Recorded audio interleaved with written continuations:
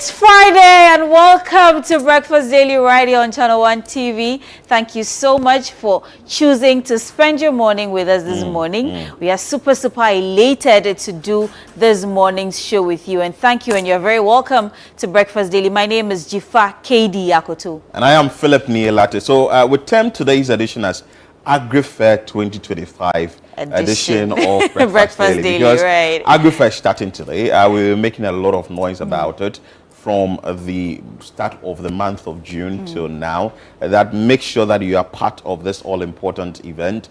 It's an event that brings the farmers closer to you, no middleman, so that you can purchase that produce you've been thinking about for a very long time. It's happening at the Ifwa Sunderland Park, and I'm sure that right after this show, we are definitely going to get there. Of course, you can see Jifa I'm is ready. repping. I'm She's ready. repping I'm Agri Fair 2025. ready. This morning, anyway. You know, yesterday I was telling you that I'm so excited about the fair, even though this is the first one. We are looking forward to having our patrons and our exhibitors, as always, deliver beyond expectations. So I am very excited about it, and I cannot wait for the show to end to head it to the Ifwa Sutherland Park. So if you are home heading to work, just pass through, grab what you have to get, and then you can take it to work. Or better still, close early from the office, because today is Friday. Your bosses would understand. Just tell them that there's something happening with Channel 1 TV and City FM's Agri Fair this today, tomorrow, and of course on Sunday. So just pass through. If you know that you have other engagements tomorrow and on Sunday and you can't make it, come through. Let's have a great time. Come and explore your agri-business potentials.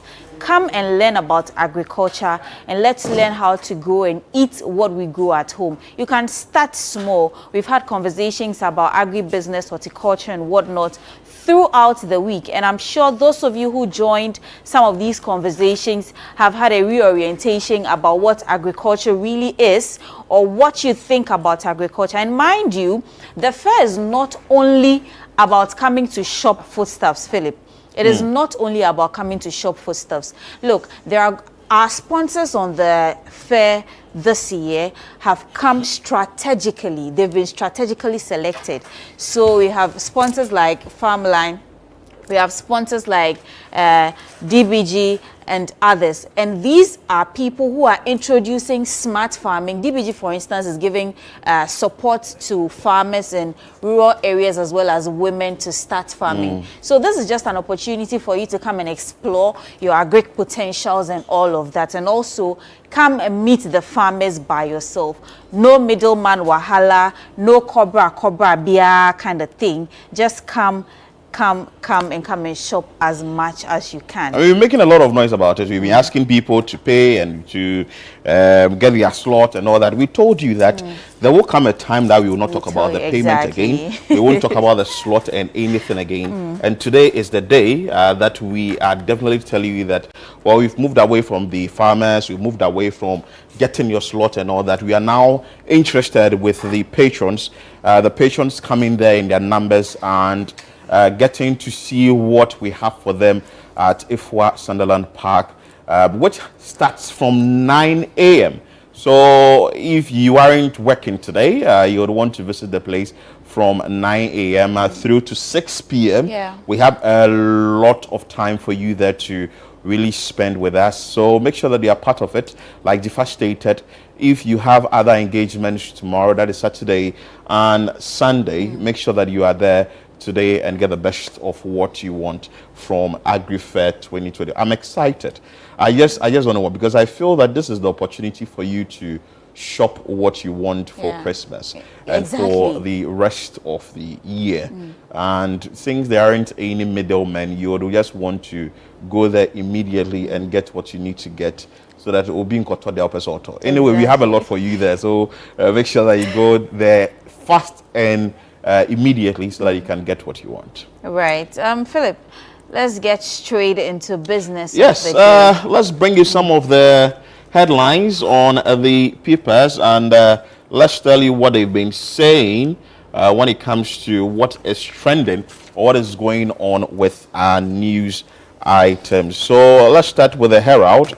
The Herald newspaper, on the front page of the Herald newspaper, says that 60 NPP MPs back Baumia as Ken Japan woos MMDCEs with lavish food. So Baumia was having an engagement with 60 NPP MPs, and Ken Japan, who has also shown interest in the flag bearer race for the New Patriotic Party, was also having an engagement with MMDCs. And what is stated here is he was having an engagement with MMDCs with lavish food. Also, EC goes adamant over Ablikuma North election concerns, ready to declare controversial results amid political tension.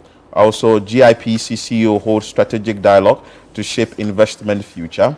Galamsey Coalition warns government against betraying public interest. So yesterday there was a press conference, and the convener for the media coalition against Galamsey, that is Dr. Engineer Kenneth Ashigbe, held a press conference and told the president or the government that do the needful. On the front page of the Herald still, over 500,000 tramadol pills seized at Tema Port. Right, Philip, I have the Daily Analyst newspaper. NSA staff union hails suspension of central management system. Galamsey fight, government must be decisive. That's from GCAG as the demand. Ada youth voice outrage over lavish trip by traditional leaders, as well as government to review decentralized SHS food supply. GJ elections, June 4 gets massive support in the Ashanti region. Over 60 NPP MPs publicly endorse Baumia. On the front page of the Daily Guide, EC defends emergency ballot reprinting. And also over 60 MPs declare support for the former Vice President, Dr. Mahamudu Baumia. And you can see there that Kweku Amprechum Sapon, he led that cause for the 60 MPs to meet with the former Vice President. And also NPP flag bearer race begins. We know that is happening next year, 2026, in the month of January. And we keep you updated on everything that is going to happen in the camp of the New Patriotic Party. Also, unresolved Ablikuma North parliamentary election results issue with AG.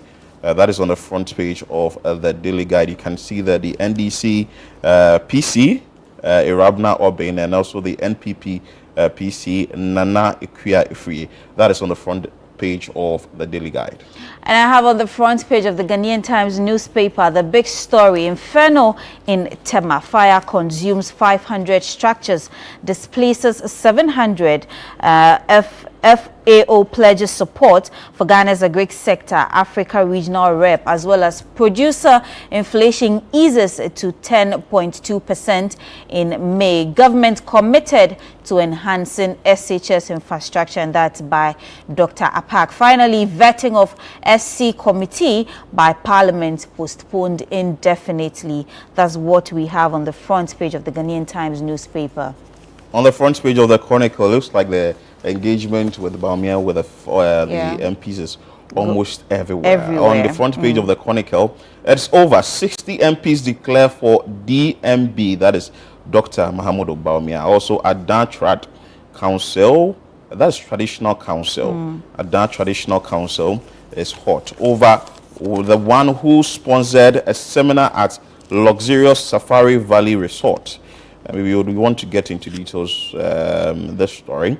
And still on the front page of the Chronicle is Proverbs 21:31. The horse is prepared for the day of battle, but victory belongs to the Lord. I mean, maybe there's this message going to the New Patriotic Party. We don't know. Let's see how it's going to turn out in the month of January 2026.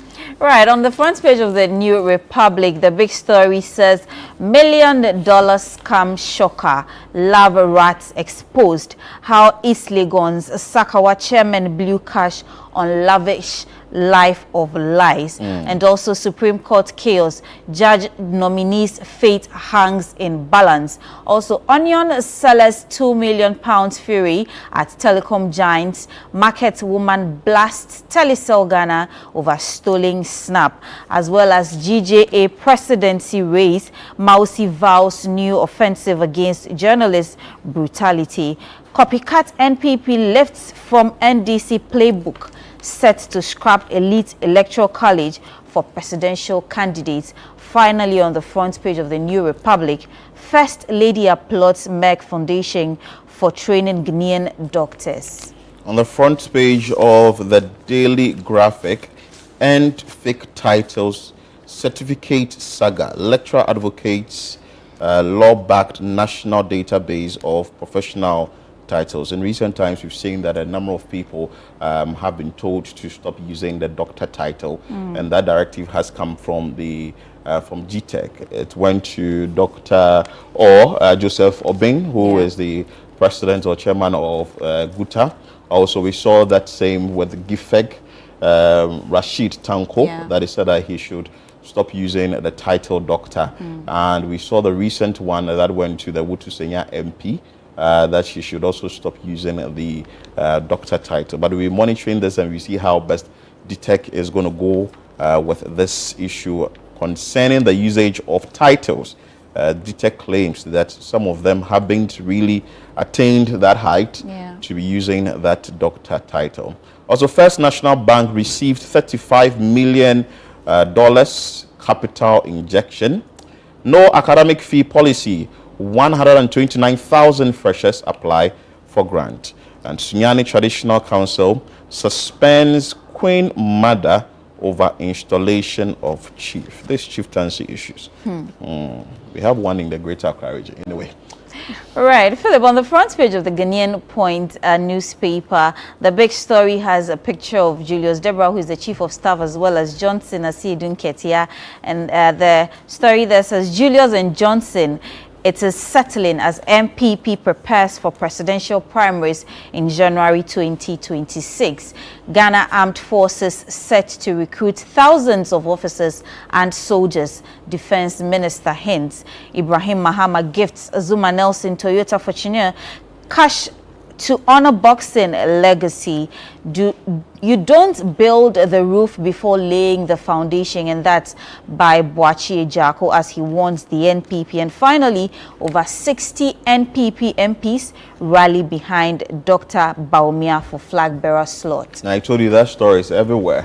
Everywhere. Yeah. And yesterday, like it's been stated, when Dr. Baumia was engaging the NPP MPs, Ken was also engaging the MMDCs. Let's see how that is going to turn out. On the front page of the Inquisitor, OSP wins at court. Ken's wanted tag holds. That is on the front page of the Inquisitor. Also, declare assets by July 15. Mahama to MMDCs.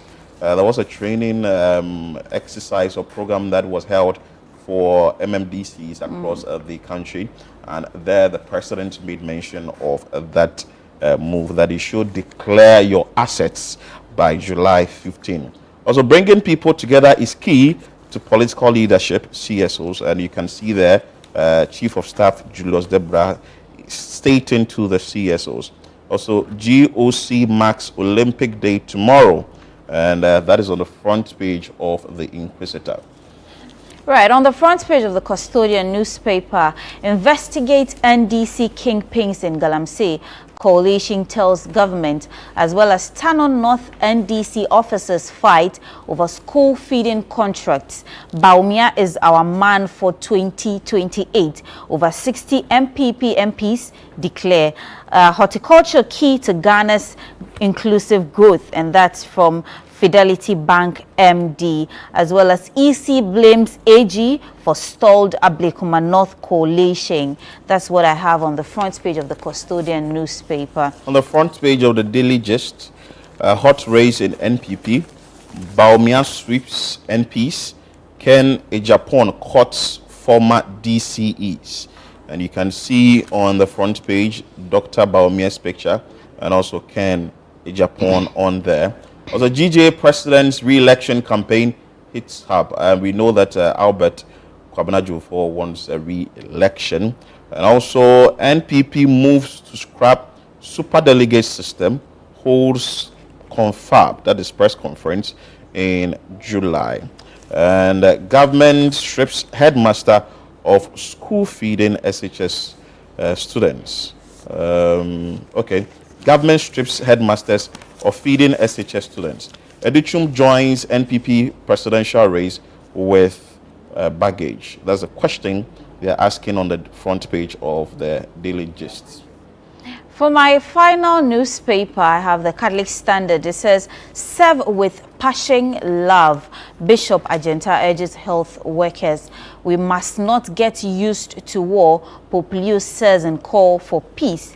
Attending Catholic school is a choice, not compulsion. Also, we are killing ourselves through Galamsey strikes. Archbishop Kofi.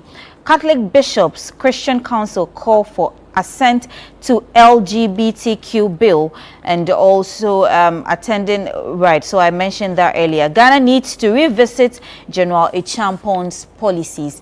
That's what we have on the front page of the Catholic Standard newspaper.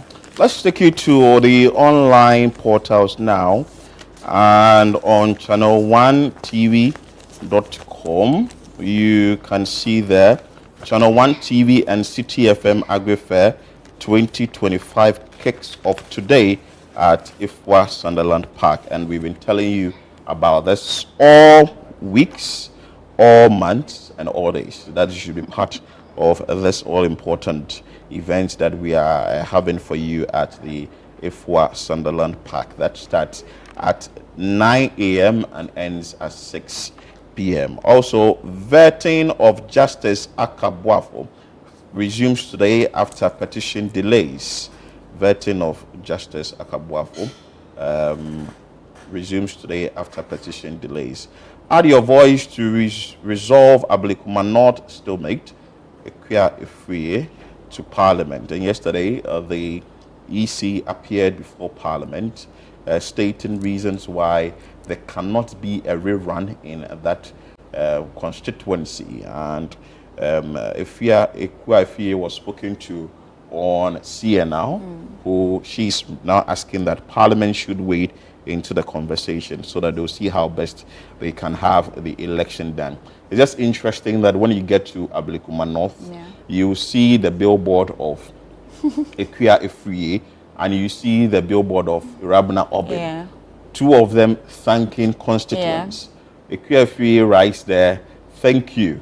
And also, Rabna Obin has written thank you to the constituents, and Equia Ifrie has written, I'm grateful. So you don't really know who is the member of Parliament. Yes, but we'll get to find out sooner than later. I think it should. Something should be done about it. Because they are missing out on representation in Parliament a lot. And we are already in a sixth month. Sixth month, ending soon to enter into the 7th month, and they need representation. So the OSP charges 4 over stolen rice containers at Tema Port. It's also on Channel 1 News, channel1tv.com, the online portal. And also, let's rally behind Baumia for 2028. Ifya MP urges NPP members. Right, on citynewsroom.com, you can do that with me this morning. Channel 1 TV's maiden 3-day Agri Fair opens today, as well as Baumia is NPP's best hope for 2028. That's by Samia Uku. No official notice from U.S. on travel ban. Ablakwa assures Ghanaians. Appointment committee to vet Justice Akabuafo today after petition delay. Professor Canton proposes realignment of agriculture research institutes from Mercy to Agric Ministry. Using scanned pink sheets for Ablikuma North sets bad precedent. That's by Madi Gabriel, as he warns. Also, still on the MPP race, campaign with decorum, Ifya MP to supporters. Election 2024. It's a shame Ablikuma North has no MP. And that's by Nimako. Also, 4 public officials charged with with corruption over seized rice containers. Brian Echampon will contest MPP flag bearer race. Davis and Salpoku reveals. Finally, at Blekuma North, police holding back on coalition over AG's pending advice, and that's by the EC. So we've seen it on both portals. The Channel 1 TV maiden edition of Agri Fair 2025, and the conversation we'll be having shortly around that. Maybe you should sit home or wherever you are to think about it. Would you really want to do corporate, or you want to do agriculture, or you'd want to do both? Because what we've really gathered here over the week, my dear, Agri Impact came, they said theirs. We also got Farmer Lines saying theirs. We got DBG saying theirs, and you can really get the understanding that, well, if you are not entering into farming one way or the other, then someone will say, you do yourself. And Philip, aside from the farming, there's the business side of Agric that I think we've not really explored. When we had some of our sponsors come in studio for the discussions this week, we had Farmer Line come yesterday to talk about the way they've inculcated technology into agriculture to make it very easy.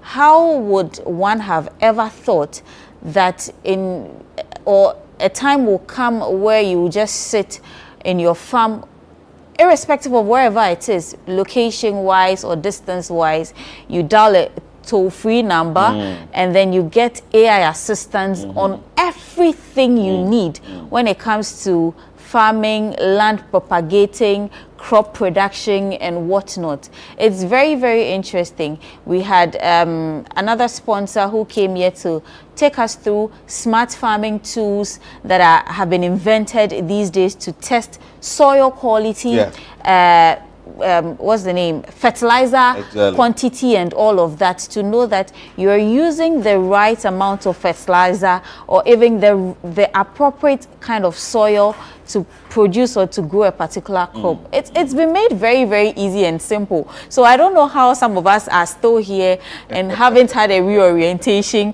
or a second thought to look at the agribusiness or agriculture as a whole. But I think after the 3-day Agri Fair, most of us will be, warming up to trying our hands on something. Because when Agri Impact came here, the CEO, Dr. Fahine Akwe, he indicated that there is a program they are doing, Happy Program, that is bringing on board 326,000 youth to enter into the farming space. And that's big. That's big.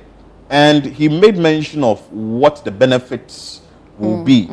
We go to the rural areas, you see that people are rushing to the big cities and trying to get job in the cities and all that, forgetting that there are arable lands in the rural areas they can really convert into a farming land that they can make a lot of money from. So I was scrolling TikTok the other day, and I saw a video from Navrongo, and there was a very huge bowl of mangoes being sold for only 20 Ghana cedis. Wow. Philip, 20 Ghana cedis. And even at that, they are not getting buyers. So imagine if you are into the agribusiness or you are looking at exploring that sector, you could go up north, set up something there. We produce these mangoes into juices and all of what we can. There's even mango wine. Really? Yes. I've seen wine being produced from mango. It's a long process though, but you see, we need to explore some of these opportunities and ventures. We need it to be creative and proactive, because we shouldn't stick to the old way of doing things. We are so used or so comfortable in our space. We should move out of our comfort zones, explore, try and error. If you try and it doesn't work, do it again. Do you get it? We really, really need to explore. So if you are watching us this morning, you have to make your way to the Efua Sutherland Children's Park. It's in the heart of Accra. You can't miss it. It's easy to find on the Google map as well. Today, Friday, we are starting exactly at 9 a.m. Tomorrow, Saturday, same thing. Sunday, same thing. From 9 a.m. to 6 p.m. each day. come to the Agri Fair, explore, learn, bring the kids. Some children are in Ghana here, they've never seen what a cassava or what a chicken even looks like, because they don't have some at home. Yes, they only see it in books and on TV, or when they are watching their favorite cartoons. Bring them, let them see live poultry, let them see pig, let them see cow, feel it if possible, and touch it, and buy some. You know, there'll be kebab as well. So while they're looking at it, you tell them that this is the end product of the chicken you just touched. You understand? It's going to be very, very interesting and educative, as well as an opportunity to explore businesses. So do come through and let's have an amazing time. But we'll be turning the question back to you out there, asking you whether you'd want to do corporate, or you'd be wanting to do agriculture, or whatever you'd want to do, because we want to find out from you whether how the agriculture space will go for you as a citizen of this country, or even the public out there, whether you've thought of doing the backyard farming, or you've thought of entering into that poultry farming, or you've thought of rearing that cattle you want to rear so that you can raise a little income for yourself and your family, and how to go about your day-to-day activities. All this is just to gather momentum for you so that you can go to the Agri Fair 2025. But we'll take a break. When we come back, it's with you and you and you. We'll be asking that question. So prepare your minds after this break.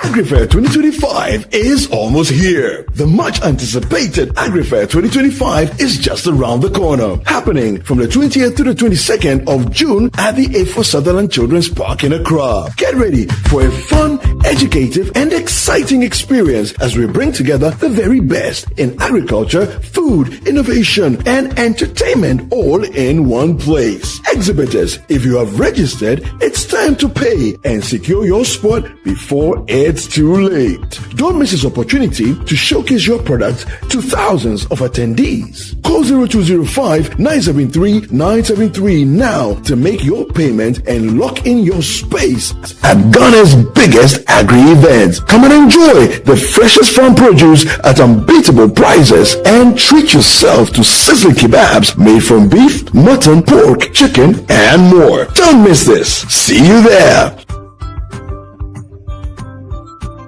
The Agri Fair 2025 is powered by Channel 1 TV with support from 97.3 City FM and is proudly sponsored by the Ghana Exim Bank, Legacy Crop Improvement Center, Development Bank Ghana, Agri Impact Limited, the Horticulture Business Platform, and Twillium Ghana Limited. Our technology partner is Farmerline.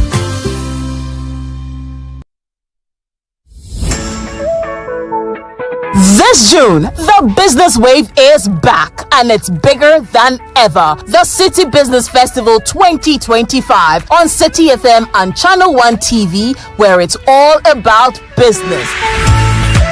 This June, we will be celebrating Ghanaian businesses, re-examining our business modules and practices through our business forum, and sharing knowledge through our on-air business discussions. Make a business date with the on-air series every weekday at 9 a.m. on the City Breakfast Show on 97.3 City FM and 10 a.m. on Breakfast Daily on Channel 1 TV. From expert interviews to real-world insights to the tools you need to grow. Don't miss a single moment this June. It's the City Business Festival 2025, celebrating everything business. Only on City FM and Channel 1 TV. Your business, your future, your time is now. Stay tuned, stay inspired, and let's grow together. The City Business Festival 2025, celebrating everything business. The City Business Festival 2025 is powered by 97.3 City FM and Channel 1 TV, and it's proudly sponsored by Absa Bank, MTN Business, and Zonda Tech Ghana Limited.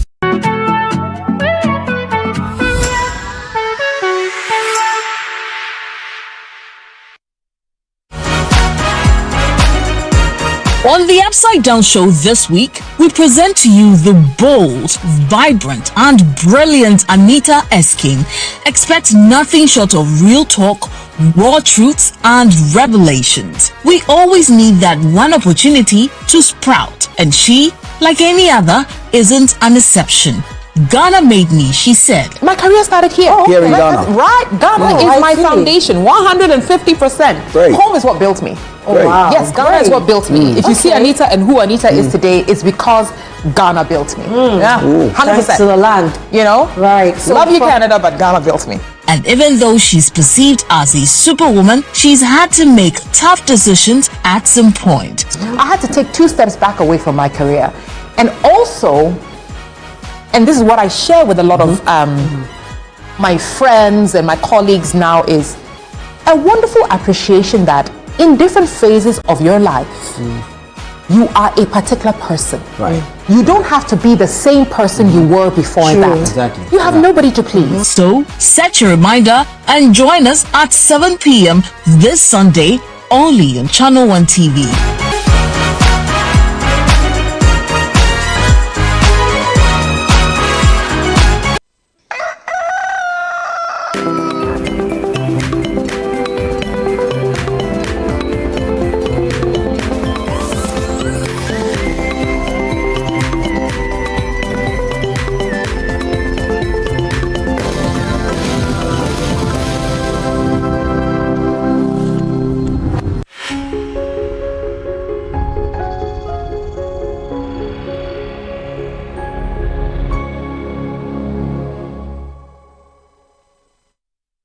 Yeah, welcome back from that break, and this is still Breakfast Daily right here on Channel 1 Television. Thank you for choosing to stay with us this morning. This morning, as you know, we've been talking agriculture, Agri Fair, agribusiness, and whatnot. We are about to open the phone lines shortly, so we hear your thoughts on the conversations we are going to have.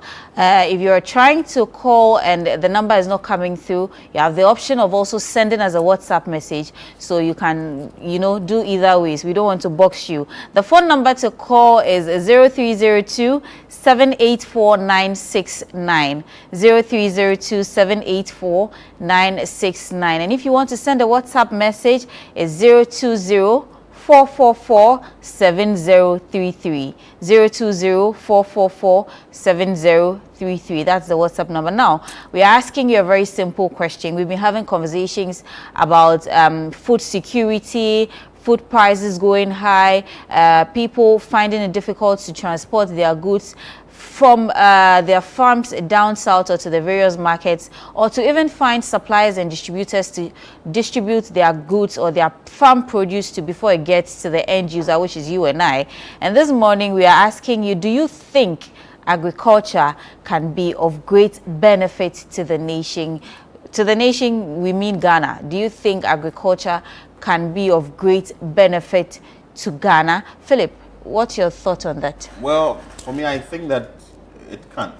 It can be of great benefit to the country, because based on what I've heard this week, especially from the sponsors, the Agri Impact, Farmer Line, and all those things. And believe you me, people are not taking the space lightly. They are moving from what like the traditional way of doing farming to the AI way of doing farming, or the technology way of doing farming, the 21st century way of doing farming. We know that those days, and when we're doing farming, you are using the cutlass, you are using the hoe, you are taking your children to the farm, and people would term it as child labor, which ordinarily maybe it can be, but now you can even be on the farm and you have your tractor being controlled in a control room, and there isn't anyone in that tractor. Or before you would plant something, you would want to know the nutrients in the soil, and the calculation or trying to find the details of the nutrient in the soil can be done in a lab. So you know what you're planting at where. Yesterday when we had a conversation with Farmer Line, you could tell from what they indicated from with when they came here that they've been able to do a lot of research, and if you just give them the soil and they test it in the lab. They know that this crop can grow better here, or that can grow well here, or this is what you can do here, and this is what you can. That is what you can do here. But in the past, we've been doing try and error. Yeah, we are planting anything and anything everywhere, and we do not get the yields that we need. But I think that in recent times, it's really helped if the government is able to really invest a lot into it. And Agri Impact also made mention of the fact that not only government, but the private institution must also move into it. When you go to the National Service Scheme, NSS, they have a farm that they have some of the students going there to do farming and all those things. So I think it's a way to drive the youth into it, and it's going to help the country. Let's get onto the phone lines to receive our first caller, Yao from Temai. Hi, Yao. Good morning. Good morning. Thank you so much for joining us on the show. Yes. Yesterday I was glued to my TV because I was intrigued about the forthrightness of some of the presenters. One thing that I found missing was food preservation, because we live in Ghana, but you can buy an apple today, and when you buy it, you think it was plucked yesterday. It wasn't. There's something called food irradiation that is completely missing. You know, in South Africa, they have the system whereby they can irradiate food to last about 5 to 10 years. In Europe is the same. I don't know why our agronomists have not thought about that, because as we know, sometimes we have, let's say, mangoes come, they flood, and then within a short time, they are gone, and we can't get mangoes again. Whilst we can buy them and irradiate them and store them so that they will maintain their irradiation. That's what it does. It maintains the original texture and everything of the fruit or the food. Same way with yams. We can irradiate yams and keep them for more than 2 or 3 years. You know. So I was hoping to hear that, but I was very pleased about the whole program. The only thing that I found missing was the food preservation by irradiation. Thank you. Thank you so much. Thank you so much. And I think that he couldn't have said it any better. He said it because, see, recently we've had the issue with the food or the plantain or something, which is really of a big problem. And we've seen that the prices have moved high, or we are not getting it at all. But from what he said, or it's in abundance somewhere and it's getting rotting. You understand? Yeah. But from what he indicated, he stated that if we are able to preserve or store this, we can use it in the near future. You understand? But you'd have plantain in this season, and it's getting rotten. You go to Agboboloshi, it's on the floor. You go to Medina Market, it's all on over the floor. The place, you go to Dome, it's on the floor. Why can't we preserve these items and in the near future they can be sold? Or when the quote unquote the season is not yet the plantain season as they say it, we can still have these foods to depend on or for survival. Now, for a nation as Ghana, or I don't know any country that can run without agriculture. Agric is the backbone of any nation. You and I wake up this morning. When we woke up, you came into this office this morning and said you are hungry. At the end of the day, what's going to satisfy the hunger? It's going to be food. Yes, it's going to be food. But so, it turns out that even what you are going to get, the question is it fresh? Yeah.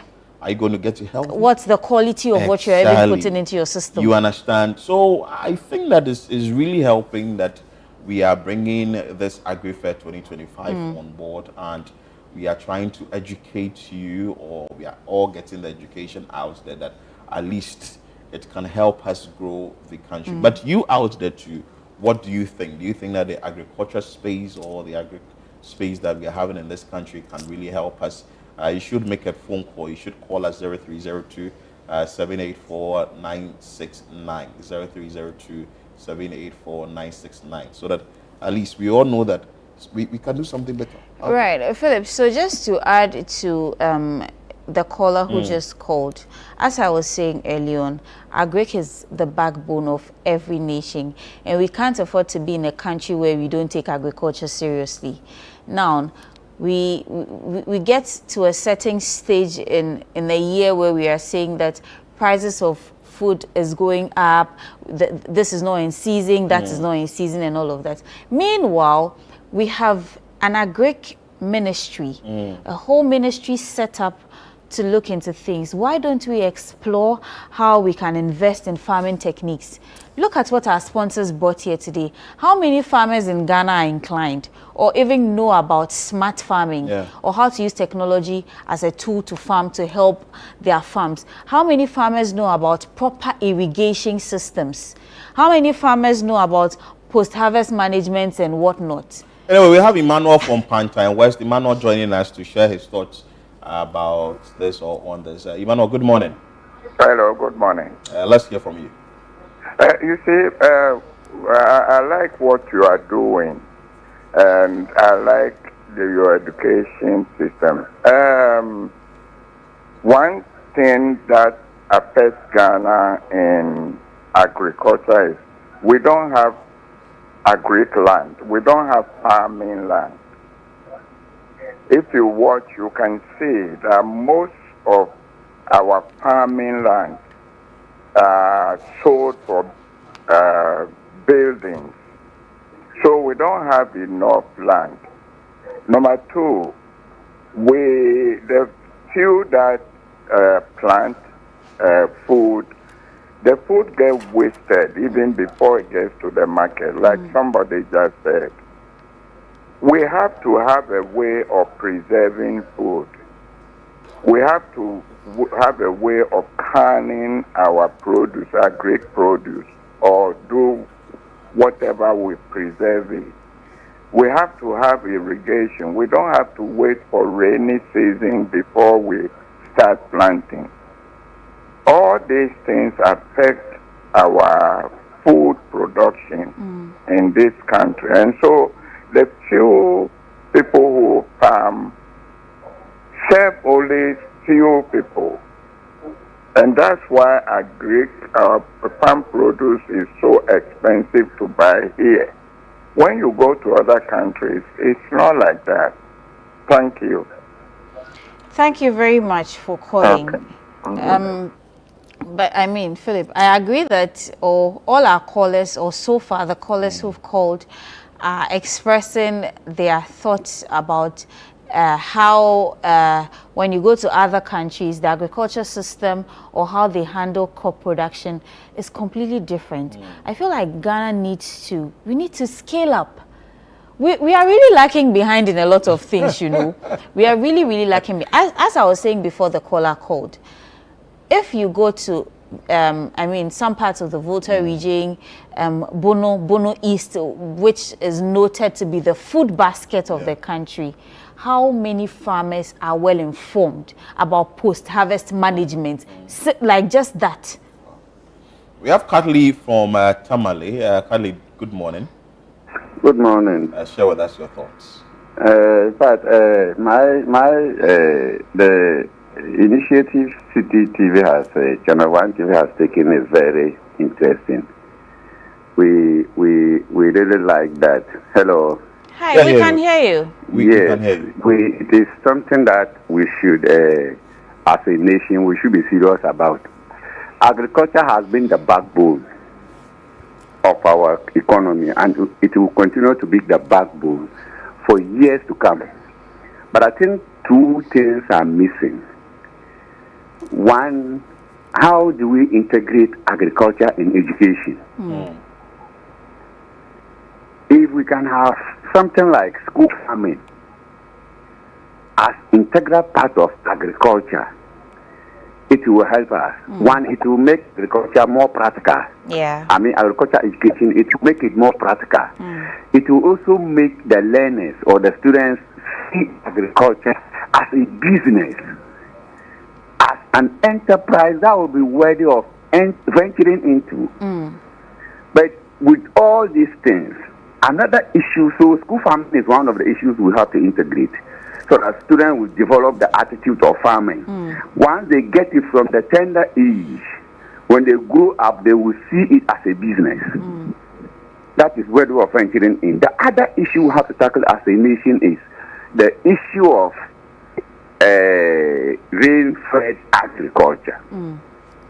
Every year, we are faced with two disasters, two problems of the same point. One is during the rainy season, we have floods. And then the other one is drought. Yeah. Where is the water that is consuming our lives in the form of what? In the form of this and flood? Where is it going to?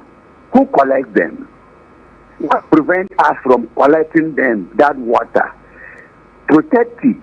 Let me use the word, save it, conserve it, so that in dry season you can continue to farm. So if we look at dry season farming, which is one of the smart different practices we can adopt, and then integrating agriculture in our educational system, I think those two measures will help us. Yes. Thank you so much. And hope you are coming for the Agri Fair all the way from Tamale. In fact, I'm a teacher, so my people will not give me the opportunity. Oh. Because I don't teach agriculture. Oh, okay. But that's fine. You can Because- join us via social media as well, so Yeah. that you catch up on all the updates on there, since you can't In make fact, it. I'll certainly do so. Thank you. Thank you so much for Thank you so calling. much. I'm Thank very you so grateful. much. Okay, thank you. Grateful. You can also join us with your thoughts, submissions, and comment via our WhatsApp line, and also you can call the line. There is a message coming in here. The model has been proven repeatedly across the globe. While the technology and innovations are impressive, there is a critical need to refocus on value chain development, going back to the basics. This means prioritizing seed development, selecting the right varieties, ensuring market-specific certification, and then driving value addition. The future lies in building a full-cycle agricultural and agribusiness ecosystem. Take, for example, the mangoes Yifa mentioned. If they were produced in line with export standards, they could easily access premium markets abroad. Mangoes are highly valued in Europe, often expensive and sometimes not even available. This is a missed opportunity we must advise or address strategically. This is coming from Kweku Oscar. And it tells you that, like, it's very important that we need to really add value to it. We need to move from the old ways. But in all these things, I think I like the fact that some institutions are coming up to get the issues resolved. Yeah, to change the narrative, because we are lacking behind in a lot of things.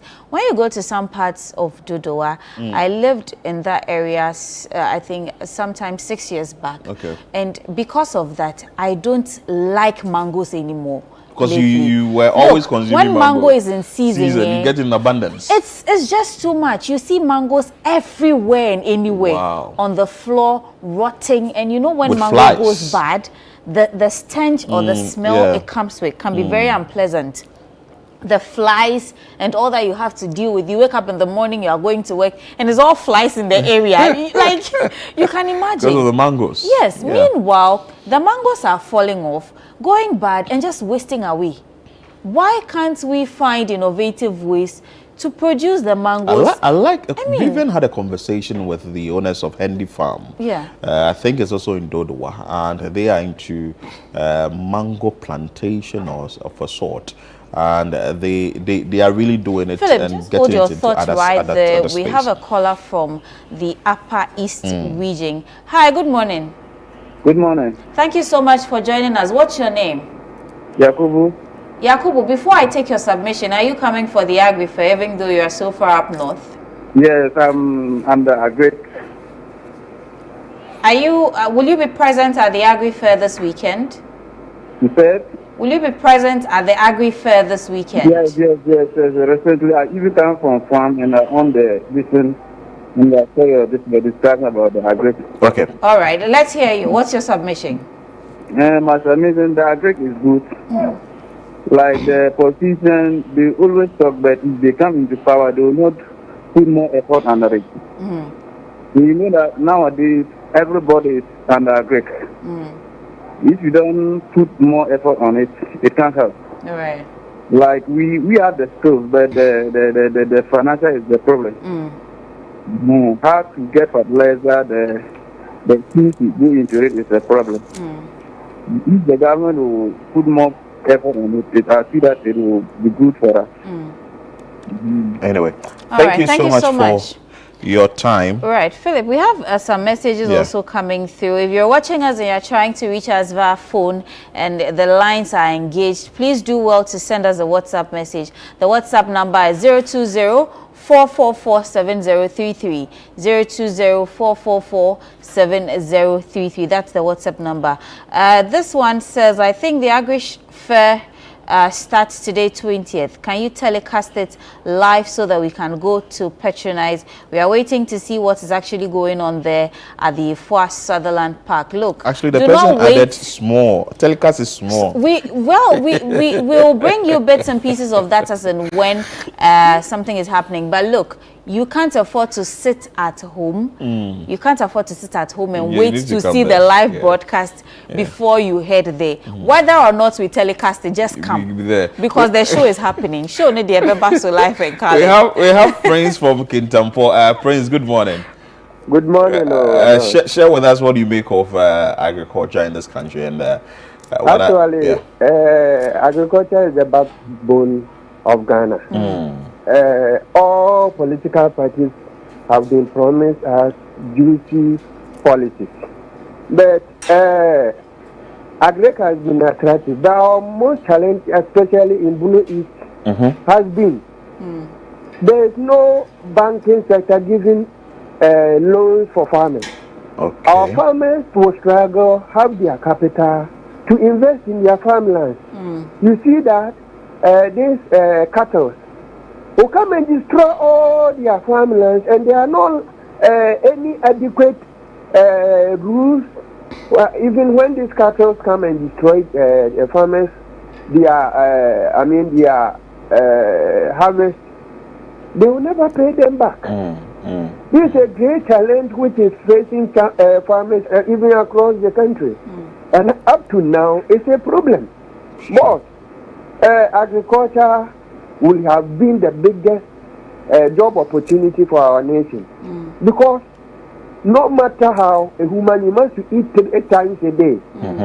You can't wear clothing for 3 times. Like people will even notice that you are somehow not normal. But what we are to eat, we are not much concerned about how it's being produced. So I'm pleading on the lawmakers. They should make some laws to protect and make agriculture attractive for our good as a nation. Thank you very much. Before you go, just before you go, you mentioned that people in your area are finding it difficult to get loans or finance for their farms and all of that. Look, this is why you need to be at the Agri Fair, because there are lots of opportunities to explore, and DBG is also giving out loans to farmers like you and others who are finding it difficult. So if you can, between today and Sunday, do make sure you are present at the Four Sutherland Park to see what options are available for you. I will be happy to be there, but I'm still pleading on the lawmakers that Bunu East deserves a cattle ranch. That would be the solution. We know the solution. We'll be telling our people lies for our vote. When you have the power, that's it. I'm a politician and I feel sad for my people. Thank you very much. Thank you too. Honorable Silfi All right. Thank you so much. Thank you. And maybe we shouldn't rely on the fact that in the agricultural space, or when you're in Agric, there aren't challenges.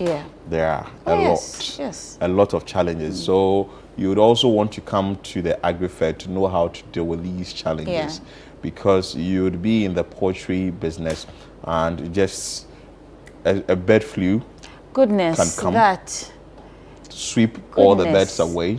And I remember there was an incident like that in the Greater Accra region Ashiaman, to be precise. I went there and you could see how the birds were being killed. And a farmer standing there seeing that his birds are being, or her birds are being killed, is heartbreaking. But this it comes with it going down the drain. But I think there are some means to cushion these people. Yeah. The more reason why you need to come there and learn all these things. Philip, on that learning note, we have a caller from Tema. Good morning, Gladstone. Good morning. Thank you so much for joining us. Yeah, thank you very much, and good morning to your listeners and viewers as well. Right. Share with us, before your submissions, are you going to be at the Agri Fair? Are you coming today, tomorrow, on Sunday? Well, because I am very busy somewhere, I wish I could, but let's see what happens between now and Sunday. I'll do my best to be there. All right, we'll be expecting to see you, but in the meantime, you can join our social media for the live update on all that will be happening there, so you don't miss out on any. Now, let's hear your submission.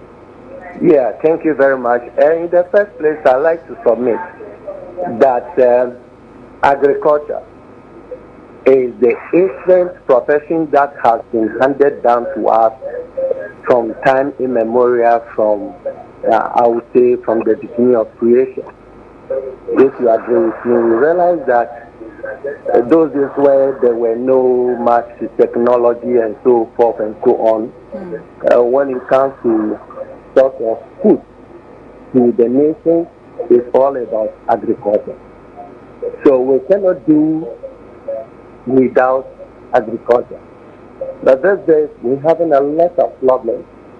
Like one of the our men over the town says that these days it's very difficult to find by using this hoe and cutlass. And that is why we need to enter into mechanized farming. And it takes a whole lot of capital to be able to do that.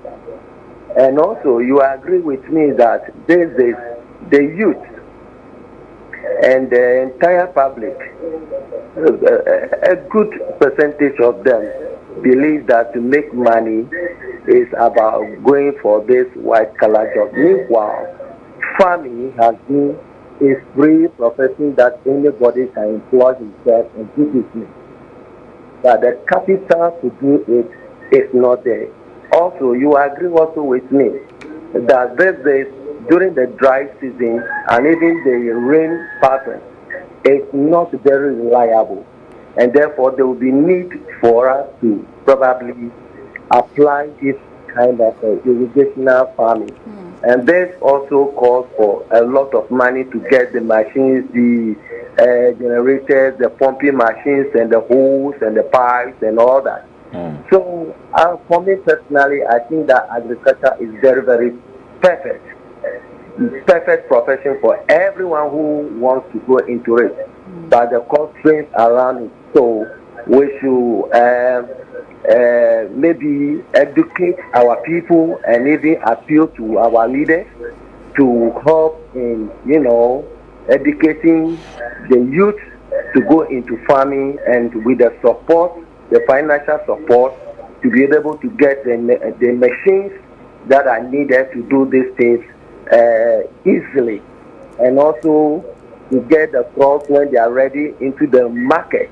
Like you're doing this Agri Fair, it's a very powerful thing. Aside that, before they get the crops to the market, it is already full. All this. But before you go, are you a farmer yourself? Yes, I did before, but now I have stopped because of farms. Wow. Is that the biggest challenge you face when you were a farmer, or what exactly were the farming? What exactly were you into when you were a farmer? Yes, I would say that exactly this is some of the challenges I faced in terms of carrying the goods from the farm to, the market, to the nearest consumer, right? And then also how to get the vehicles, and the rules are also, a whole lot of them. And this has run me down. And sometimes when you put capital into the farming business, before you know it, you lose everything because there has not been proper and all that. Yes. So you see why you have to be at Agri Fair 2025, so that you would get enough information or say knowledge about how to bounce back and also how to sustain the business. And anyway, so we are asking you that you should come. It's Friday today, Saturday and Sunday. Make it a time to come. So thank you so much for your time. You can also join us there with your call, with your thought submissions via WhatsApp line. It looks like everybody needs something when it comes to education. Oh, yes. Everybody needs that information one way or the other, because you think that you are doing it the right way until you are told that, well, the way you are doing it, it could actually be done change better. it this way. Yeah. Maybe if you want to enter into poultry and you are starting with 1,000 birds, or why don't you start with 200 birds, see how the market will go, then you can now start increasing the numbers. But someone will say that the fact that I have funds, I have say 50,000 Ghana cedis, let me just do it once. No. You just have to. So we need the education. We have a caller from Cape Town. Kintampo. Kintampo, right? Yes. Kintampo, all the way from Kintampo. Master Planner, good morning. Good morning, dear. What are your plans for the Agri Fair? Since you are the Master Planner, are we seeing you there? Sure. I'll come with my plans. Of course. All right. Share with us. What are your thoughts? All right. Before sharing my thoughts, let me say a special good morning to you and your co-host. Good morning to you. It's a fantastic program. Yes, I think every Friday you have to be giving us updates on Agric and stuff. It's very, very crucial. As people are always saying, Agric is the backbone for our economy. I don't see it to be true. We've been deceiving ourselves for quite so long. It's really? Yeah. Yes, Agric really the backbone of Ghana. Wow. We wouldn't have been treating Agric this way. Okay. If the backbone of a person is what really keeps you moving. And you have to treat it with caution. But are we treating Agric very well? If agriculture was to be a human being, it would have even flew away from Ghana. Because we always deceive ourselves that the youth don't want to go in agriculture and the youth are lazy. My brother, my sister, it's never true.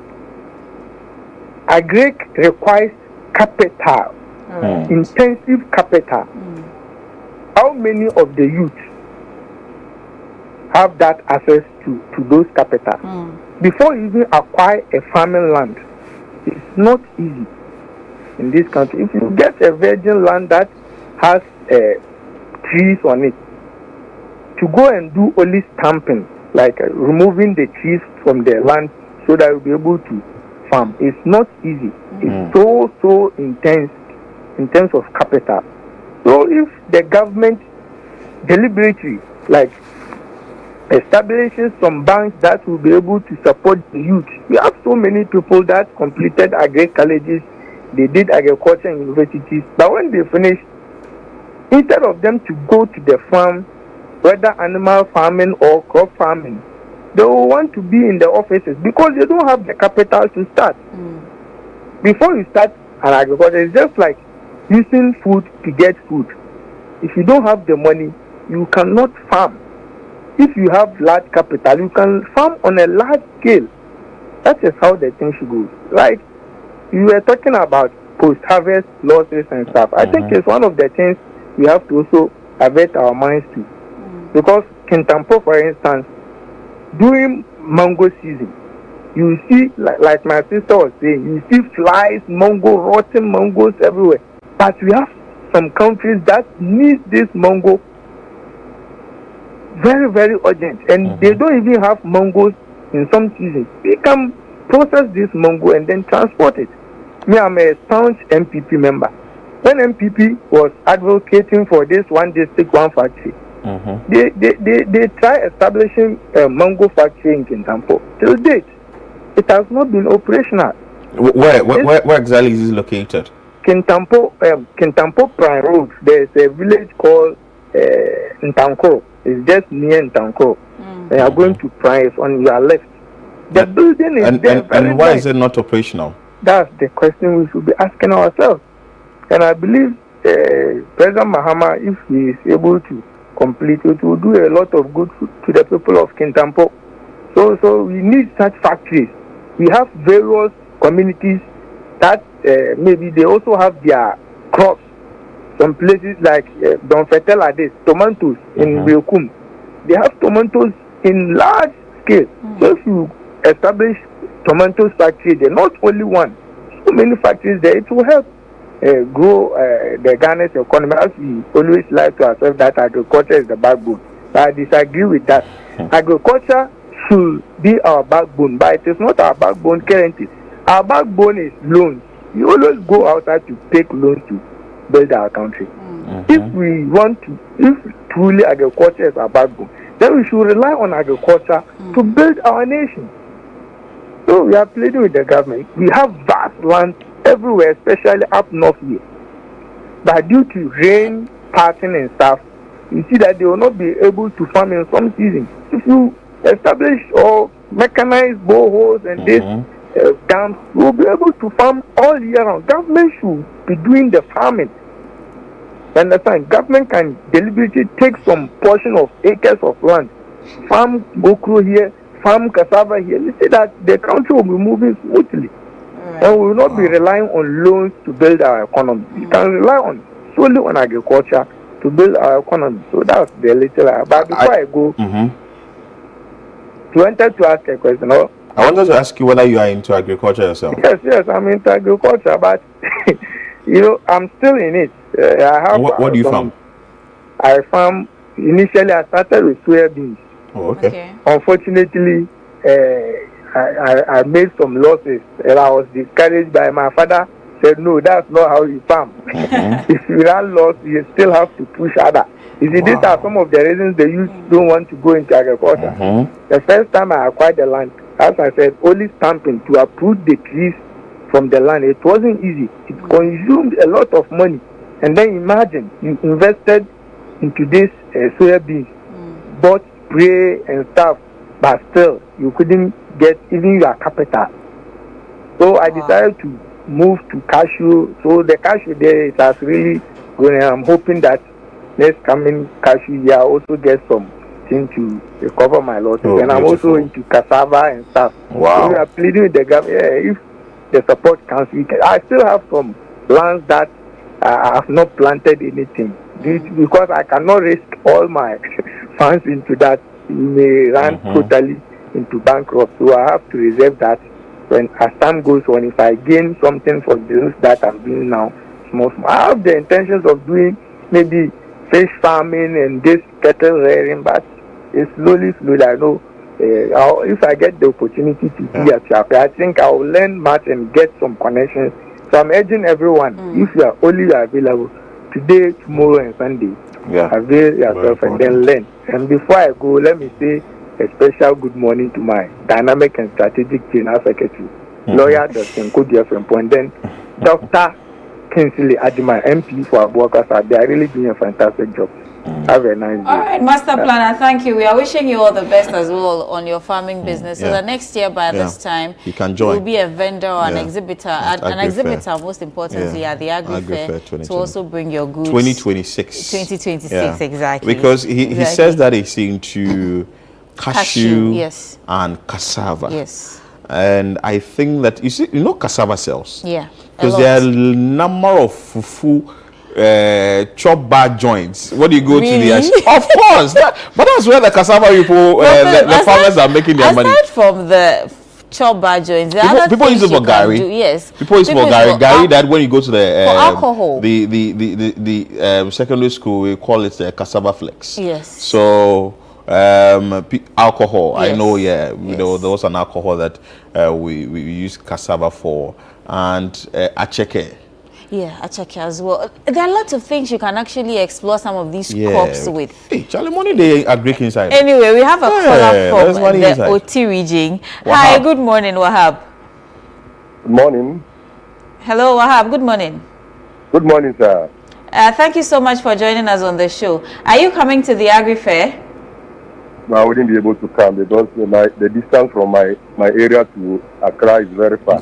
We can understand. But just stay onto our social media as well as stay glued to us here at Channel 1 TV and City FM to get all the updates. And if you have any concerns as well, I'm sure by catching up on it, you'll be able to satisfy your curiosity on what concerns you have. Now, share your submissions with us. I just want to, advise all the government we have, the government, the previous government, the successive government. It's like they be touting that when they come, they are for Agric, they are for Agric. It's not reflecting on the ground, my people, because I am an Agric student. I offered Agric in secondary school. I'm one individual who cherished farming much. Solely I'm into maize farming. But the fact still remains that now to go into farming as an individual, if you don't have any support financially, it's very difficult to call yourself a farmer. So I want the attention of the government. It's not that kind of it should not be a sloganeerism that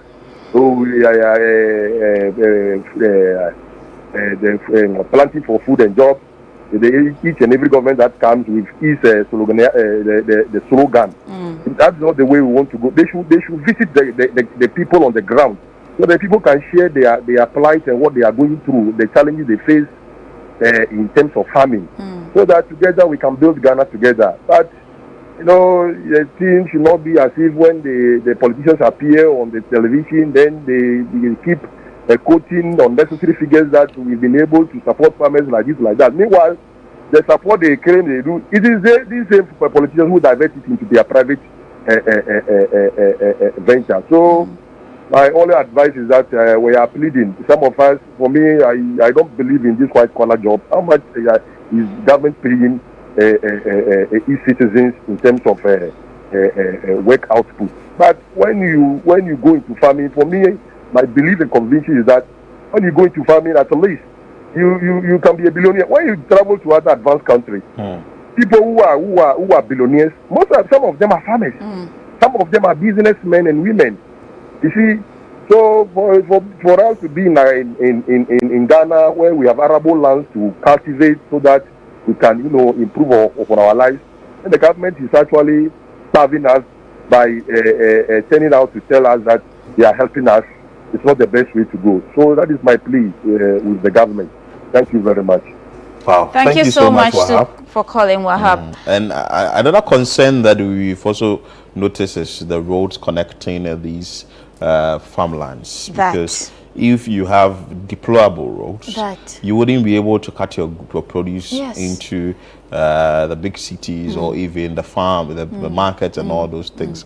So that should also be looked at. We know that the drip... When you engage the farmers, these are some of their concerns or their major concerns. Cost of fuel, transportation, access to good road network and all of that. And sometimes I feel their pain because, look, even here in Accra, some roads are so bad that... Ashalaja.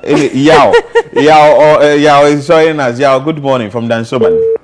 Oh, we lost Yao. Okay, so like we were saying, Yao, do call us back. Drip coordinator Neelante van der Poel, we know that at least we may pay some attention to these roads. They are sort of like feeder roads, and others too. We have like cocoa roads and all that. So if these roads are made more travelable, going to these places would be very easy. You visit a place just not far from us, Adesu, just close to Sawam. Sawam, yes. And a lot of farmers are there, but the roads are very deplorable, and they are not able to even bring their produce from Sawam to Accra. And even the Ofanko in Sawam road that is also under construction is also another big problem. So when we are looking at all these things holistically, we have to look at a number of things that are hampering the day-to-day activities of farmers. We have our first female caller this morning. Sebastina, good morning. Morning. Thank you so much for joining us on the show. Thank you. Which of the days are we seeing you at the Agri Fair? Tomorrow and Sunday. Good. We'll be expecting you. Now share with us your thoughts on what we are talking about. Oh, okay. I'm actually a student at School of Agriculture. Right. Located in Bidade. And so it's mostly advertisements and stuff that is actually making a lot of sellers to do into agriculture. Because, like, School of Agriculture, for instance, we are only 11 studying agriculture, and those studying agriculture are very few. And most of the people want to complain about it, they'll be like, the advertisement is not there, the fund is not there to advertise on agriculture and stuff. So educate the people about how to manage the pest and disease management and stuff, how to control it and stuff. So I think there's rather put more effort in educating the youth, those that are even going to school, about how to control the disease and stuff on it, and also provide them the vehicles for transporting it, either by public way, so that even if it's on a loan basis, if the government supply a vehicle and then the people go for it, they take the food stuff from the farmland to the consumer, so that they can pay it bit by bit, so that the things that we are buying and the farmers can have easy access to their money and their income and get their capital back and stuff. Right. Yeah. Right. Thank you so much. We'll be hoping to see you, as you rightly said, tomorrow and on Sunday. Philip, just to add, aside from Agric or the agriculture business being capital intensive, it is also labor intensive. Of course. And you need to have trustworthy laborers. I tell you. Laborers. Because these people work so hard. Yes. So hard. But you know something, when they are not trustworthy, Charlie, the eggs do pass the egg somewhere. But whatever be the case, chicken will pass if you somewhere. go to my hometown in Palimeduga, for example, also a farming community, people wake up as early as 4 a.m., walk miles to go to their farms, climb hills, descend hills, and all of that, just to farm produce. And at the end of the day, because of bad roads, they don't get what they are supposed to get. Goodness. Majid, good morning. Good morning, sir, boss. Let's hear from you. Okay. Thank you very much for starting up with your station. I am Majid calling from Mankargo, a farming community in the North Gonja district. Oh, wow. And truth to be told, Agric is one of the productive areas everybody can go in to enjoy in life. I am a graduate today, and through farming, I have benefited from it. I started my school when my parents do not support me. But I learned from them. When we grew up, we learned tomatoes farming, onion, garden pepper, all of you. When I started my schooling, with the learning process that I took from them, I started from there. That's what I used to cater myself up to my GSS 3. When my parents got to realize that I am serious on the education, then they started supporting me. Through that, I never lacked anything. I can farm tomatoes in this particular season like this. I can make 3 times of farming of tomatoes or 4 times. Every product on the farm, I have a 1 or 2, 3 batches. Once this one is going off, the other one is coming on. Once this one is going off, the other one is coming on. Saturday, Sunday, that's what I used to do until I completed my JHS. Wow. But the fact of the matter is that when I completed, I wanted to extend the farm. My brother, I want to make a large farm, about 5 acres of land, to farm groundnut. A funny man came with his animal to graze the whole farmland. Oh. That bored me. I cried. I don't even know who to help me on that. I sent the case to my grandfather to lead me to the chief palace, for them to be told that the Fulani man came and said my farm is not even big enough. So to me, I think that the youth of us today who want to go into the farming section, that will look at the consequences. Talk of pesticides. The bad aspect of it is this Fulani herdsman. You go and suffer, you go and sleep in the night the animals will go and graze the whole land, so that you run back to square zero. No government effort to compensate you on that. No chief to support you to catch that planning man to pay for what he has damaged. You see that? So around that, we have an arable land, which we can make a large farm. For instance, my area, for instance, when you take the wire to Mankargo, as an watermelon, you can buy one watermelon, piece of watermelon, you can get 10 cedi, you can buy 2 or 3 of them. But where is the access to the market? Transporting them from Mankargo to the buyer to Tamale. More likely, if you get a supplier who wants to buy, then you send it through Walawale to Burkina. You can imagine this. So many things are rotten in there. By and large, I thank you for the program you have hosted. And I wish if I can also make an appeal so that you send your camera to the ground to see that those commercial farmers who want to put a lifting hand to the youth, who want to join in them to do agric business. So wish to join them to make a large family to feed Mother Ghana. Thank you very much. Thank you so much for calling. Philip, we have some messages coming in. This one says, good morning, Breakfast Daily team. This is a very interesting subject. My name is Daniel from Ashangman. They say technology is the future, but I say agriculture combined with technology is the future, and it's time for it to be enshrined in our educational curriculum right from nursery, so more people can venture into the sector, hence boosting our economy. There's another one also coming in. It says value chain development. Philip, this should be the core focus. Market-oriented agricultural advisory services. Farmers must be trained to produce in alignment with market standards. Without this, we will continue to experience post-market losses driven by glut and limited value addition. Interesting submissions right there. This one from Master Planner called earlier, but he also sent a message. He's talking to you, He says, immediately my friend heard cassava. He quickly mentioned fufu.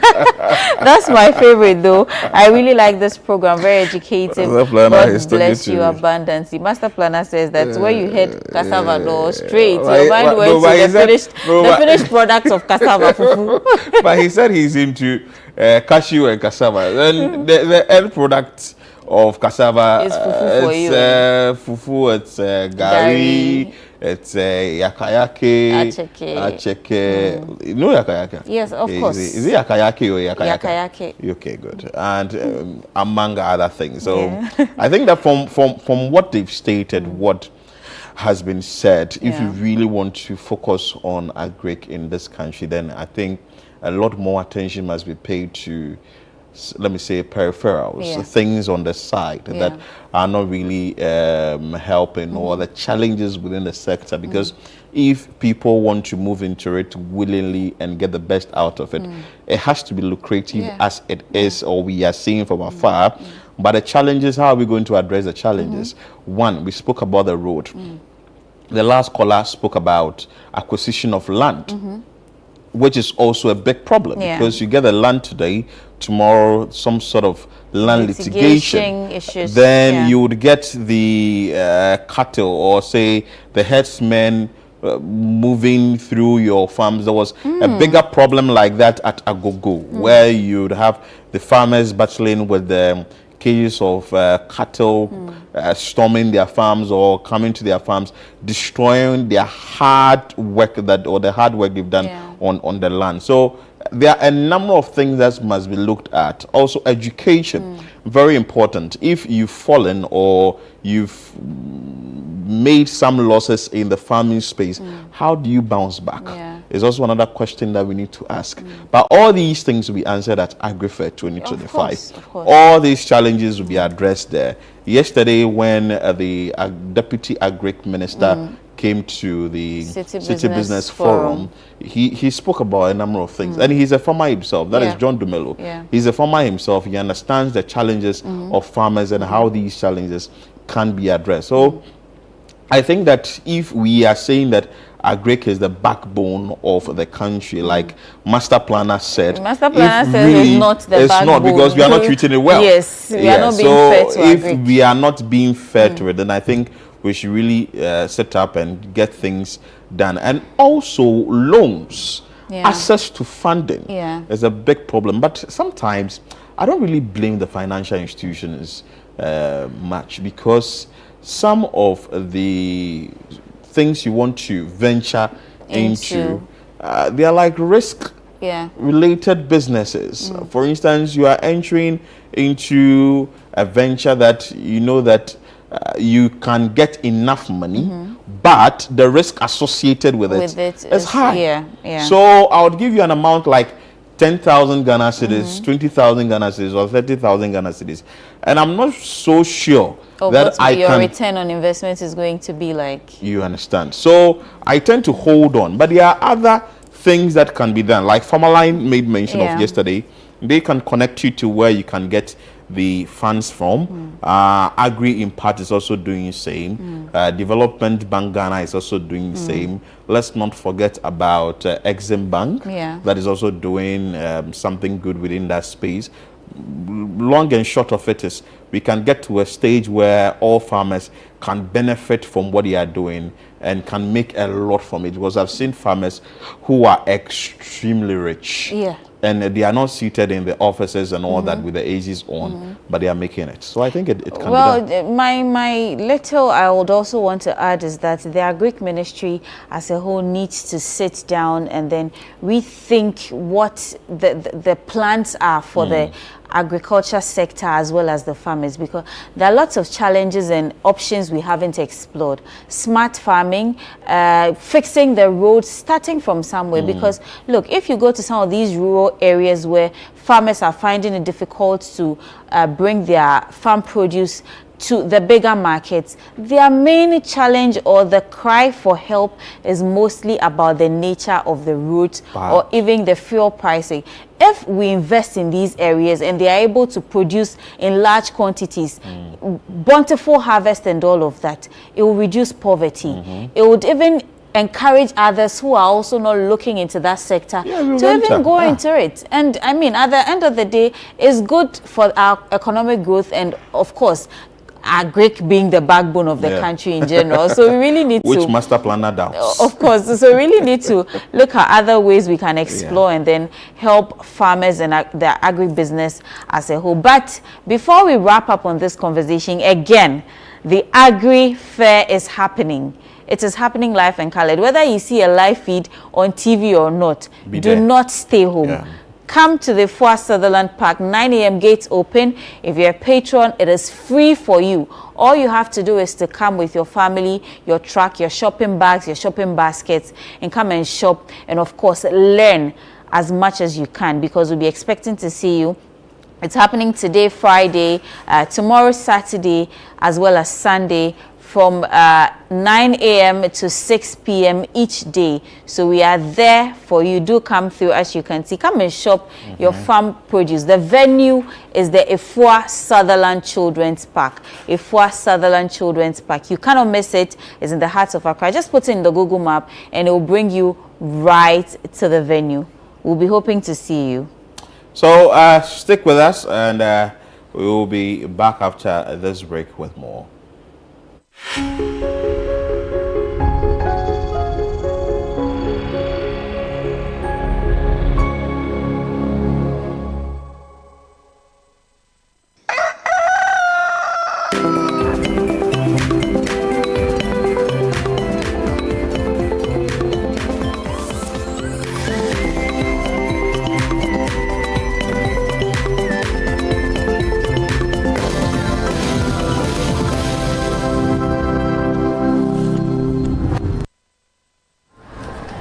Life can get hectic, and sometimes we forget to prioritize our well-being.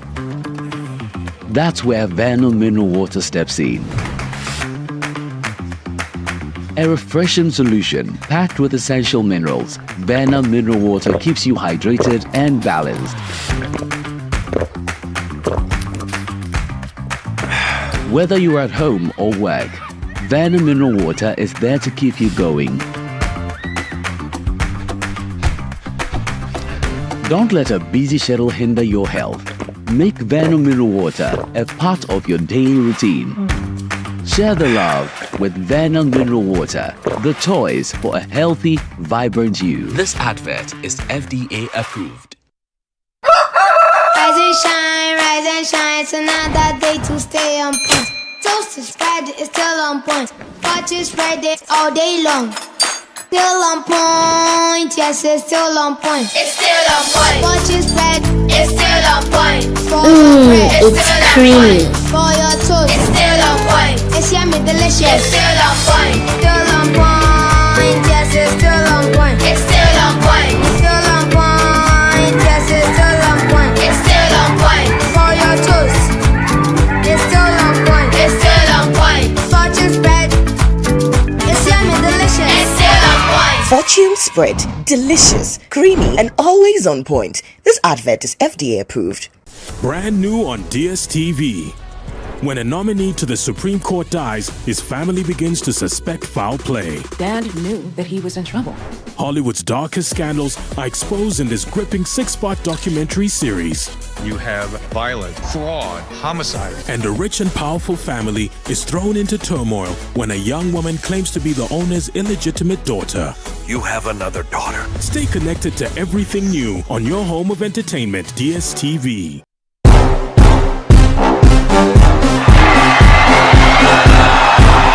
When the stars come out, Ghana Weekend turns up the lights. From the hottest red carpet moments to the wildest after parties. And for all your celebrations, anniversaries, and unforgettable moments, if it's happening, we're there. First, fast, and fabulously. Your front row pass to Ghana's A-list lifestyle is just a click or a channel away. GhanaWeekend.com and Ghana Weekend TV, where fame meets the fans.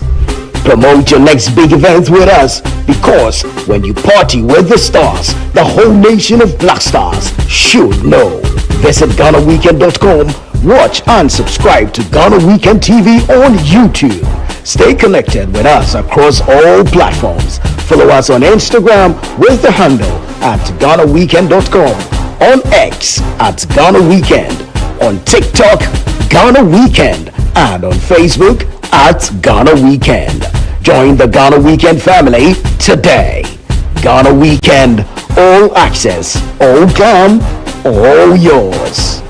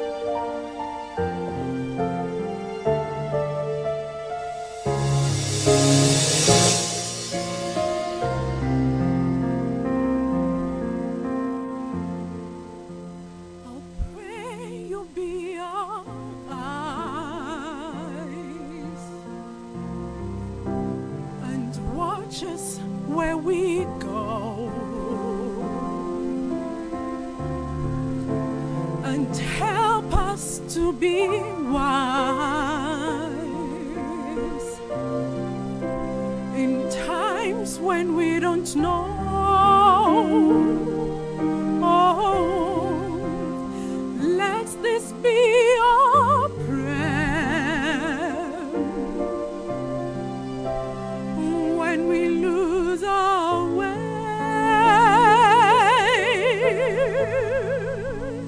Lead us to a place, guide us with your grace, give us faith so we'll be saved. La luna che tu Pray we'll find your light. nel cuore resterà.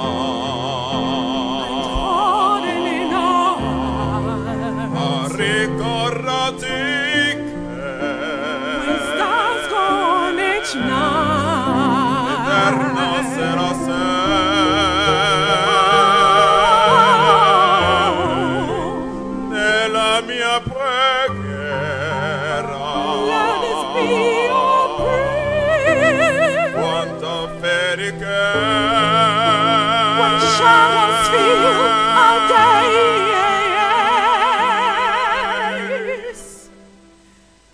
Lead us to a place, guide us with your grace, give us faith so we'll be saved.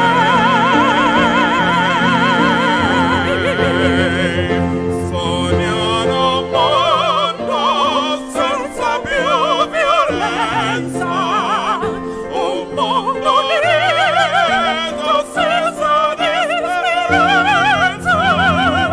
Ogni alla mano al suo vicino.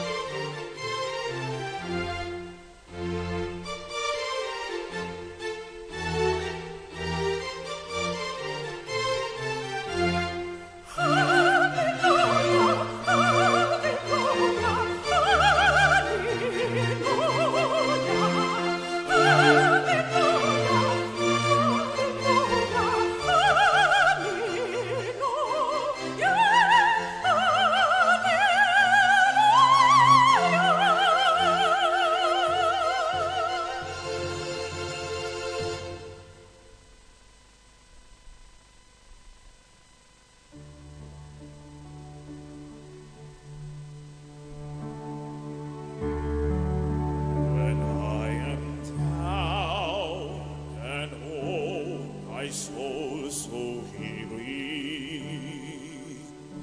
When troubles come and my heart burdens me,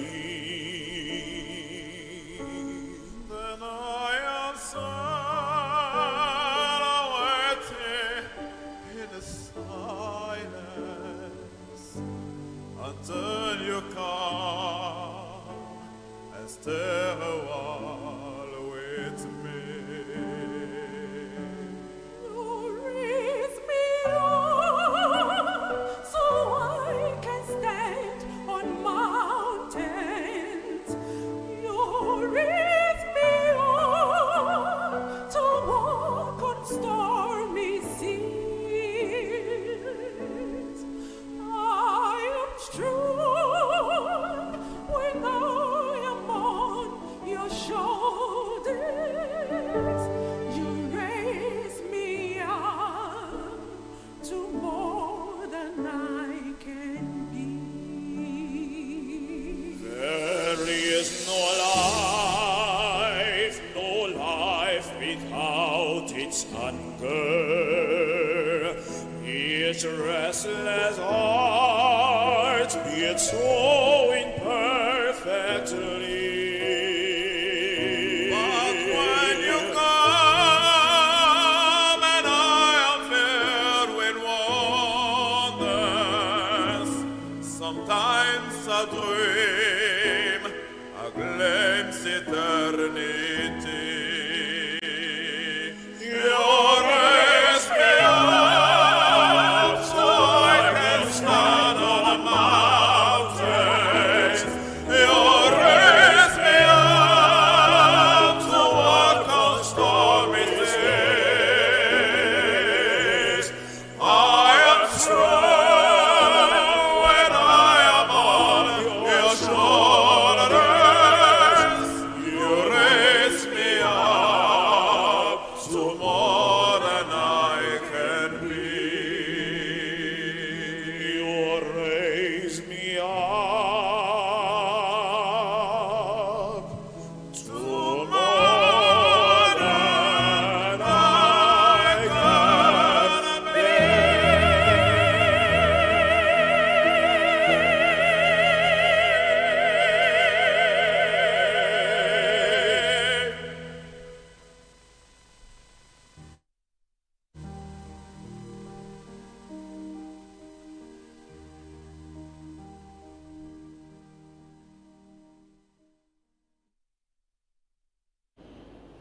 That is the Lumina Band for you. I've given you all the best you can get when it comes to music on a Friday like this. But we promised you something as the City Business Festival period, and we are bringing you the on-air series of the City Business Festival. Now, let's join Bernard Avler and Nilate as they sit with their guests to discuss planning for SMEs and also SME financial checklist. Enjoy.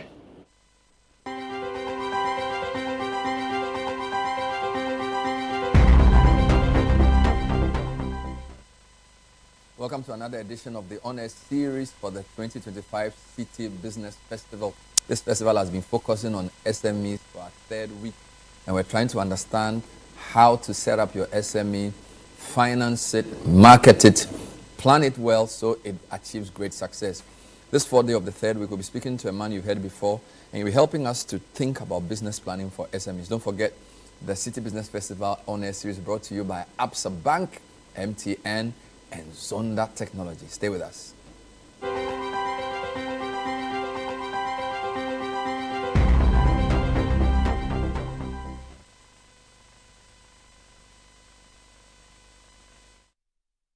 My name is Lydia Safwa. I'm from Safusco Ghana Limited. I'm the managing director for the company. I'll commend MasterCard Foundation and Absa Bank for the 10% loan for women-led businesses and agri-businesses, because this facility came in at the right time for Safusco. The facility helped us to get machinery for our detergent powder and other raw materials to help us come out with 3 products: the detergent powder, the African black soap, and the bleach. We were able to employ 15 youth in addition to our working force, and this has really helped boost our productivity and revenue as well. Annually, we organize the Global Hand Washing Day in schools within our vicinity. We hope to make sure that Safosco helps to combat diseases from the schools. We are trying to have volunteers within the school. Those volunteers will help make sure that the project is being sustained in the school.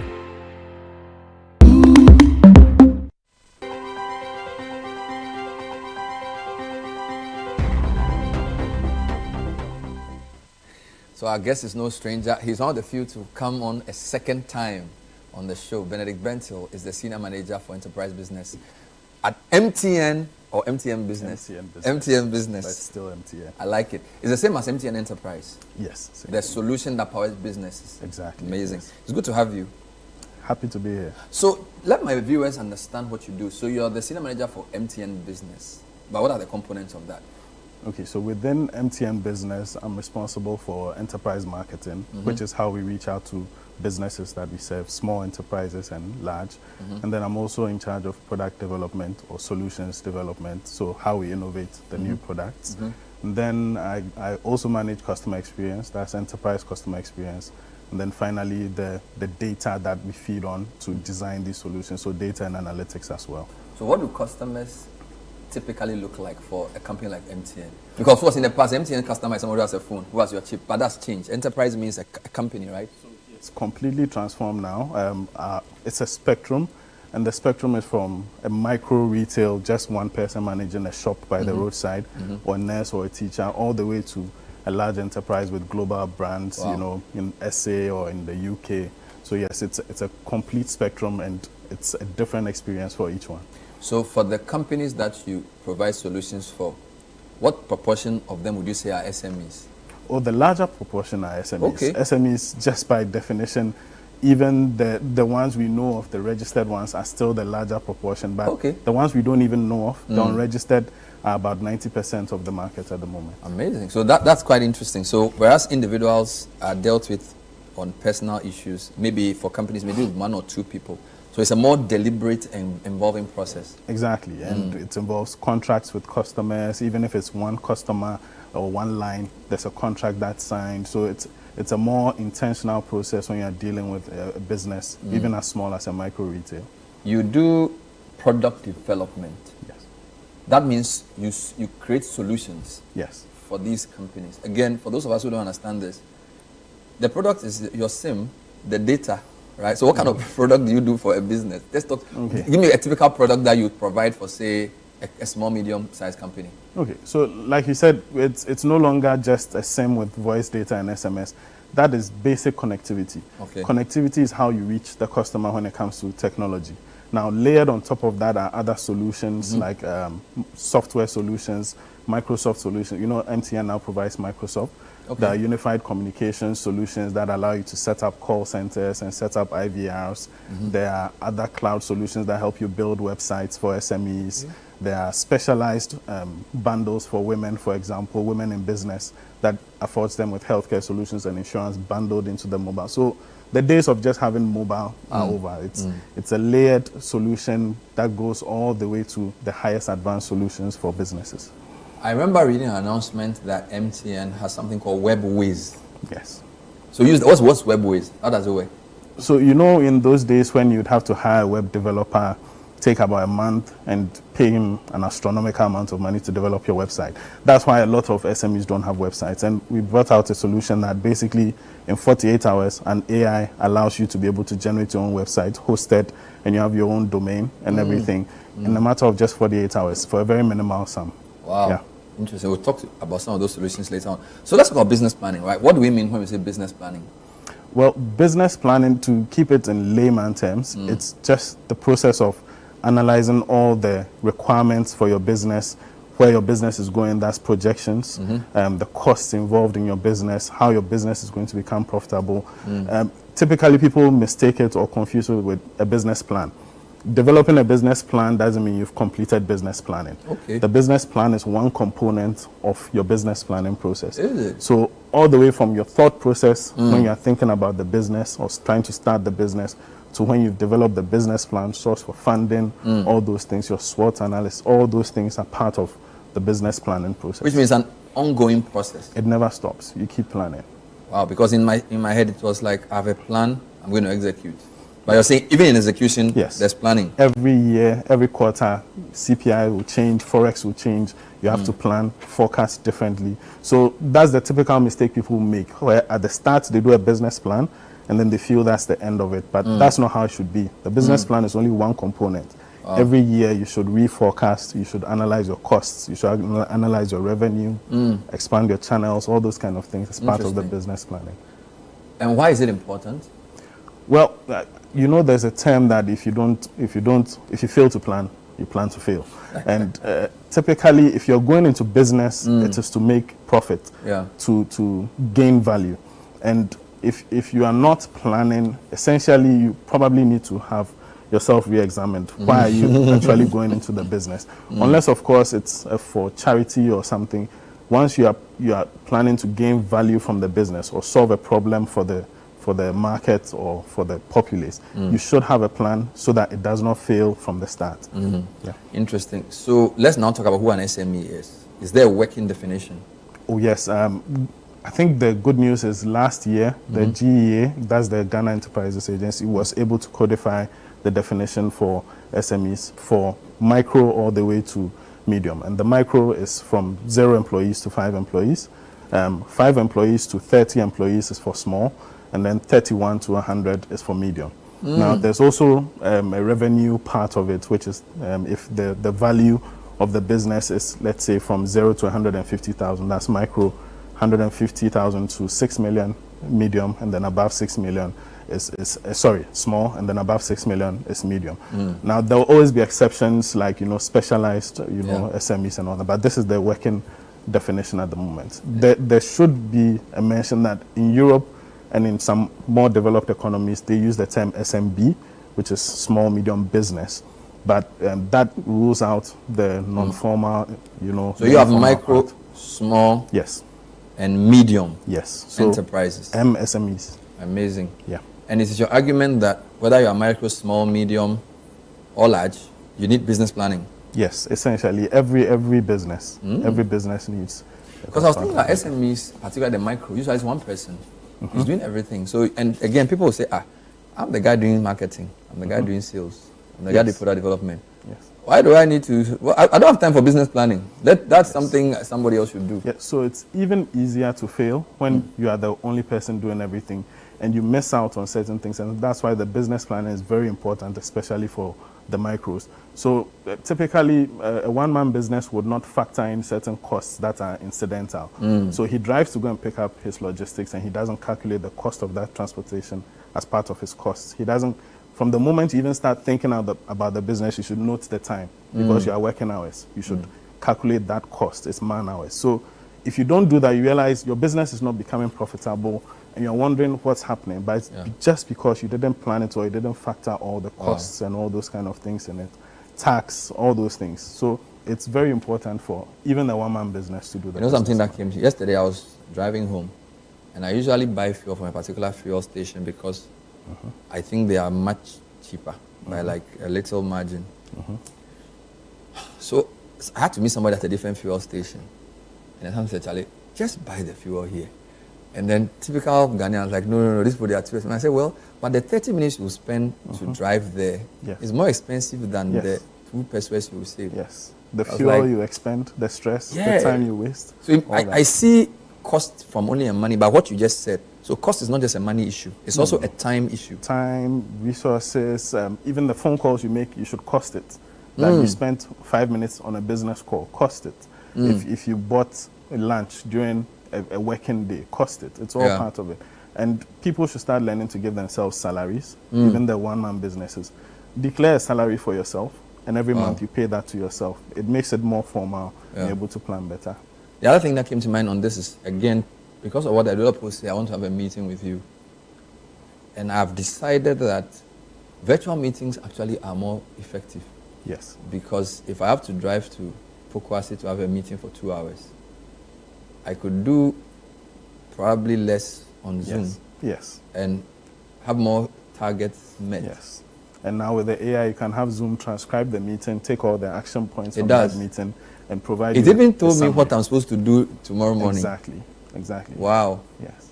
I'll come to some tools we can use, but I'm happy where you're going with this. So you're saying whether you're micro, small, or medium, business planning is continuous. Yes. It never stops. Yes. It's not something you do before you start your business. All right. So let's go into some of the key factors to consider. All right. If you want to do business planning, just give me a few things you need to think about if you want to do a business plan. Top of mind, the first thing is costs and revenue.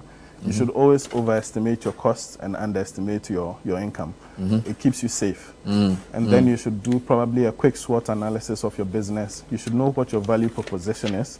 The times when we used to just think in terms of products and services are gone. There should be a why. Why does the customer want to purchase, or what problem do I solve for the? So that's the value proposition. That should be very clearly stated. There should be forecasts, there should be projections.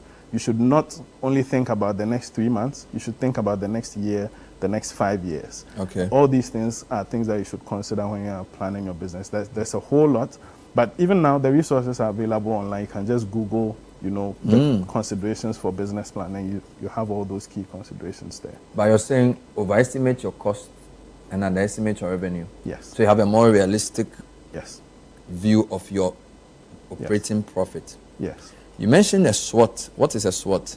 This would be an analysis that provides you with a view on your strengths, your weaknesses, your opportunities. I keep forgetting. And your threats. Yes, and your threats. So your strength as a business. Yes. That means what you are good at. Yes. Not just what you are good at, but what works for you too. So it's not maybe the location in which you are puts you closer to your customer base. It's a strength. Do you understand? Then so the advantages you have in the market. Yes. Then the weaknesses. So for example, if you have a strong brand name, it's a strength. Yes. If you have a good location, maybe you're a fuel outlet, good location could be a strength. Yes. So Airport Shell has a strength. Yes. They are located at the right place. Exactly. If you have a dedicated customer base, by default, it's a strength. Maybe you have a church group that buys only from you. It's a strength. Or you are the first mover in the space. In the market, so people see you. So you take inventory of the strengths. Yes. Then what are the weaknesses then? Yes, that's where a lot of people tend to hesitate, but you should be very honest and state your weaknesses. What goes against you? What puts you at a disadvantage versus your competition? It could be the same thing. Maybe logistically you are farther away from the consuming base than your competition is. Maybe you are the second mover to the market. Maybe the kind of taxes. Maybe you are outside the tax bracket. So a startup would have a 5-year, or 5 to 10 year tax waiver. Now, if you have already reached the 10 years, somebody who is now starting has that tax advantage and therefore can price differently from you. It's a weakness of yours. So you need to actually expand your view when you're thinking about your weaknesses so you don't miss anything. So being a new entrant could be a weakness. The fact that people don't know you. Yes. Yes, you are on an unrecognized brand when there's an established brand.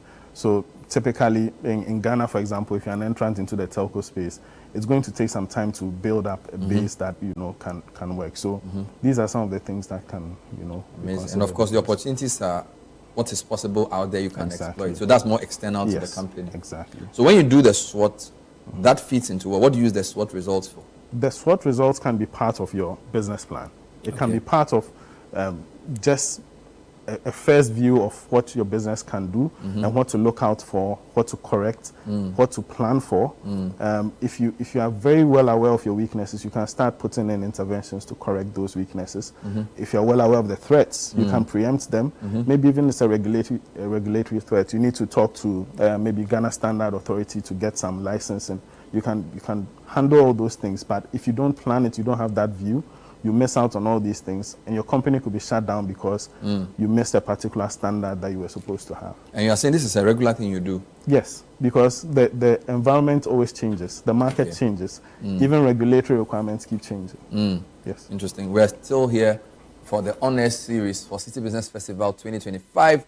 This is our third week, and we're looking at SMEs. My guest is Benedict Bentel, Senior Manager for MTN Business.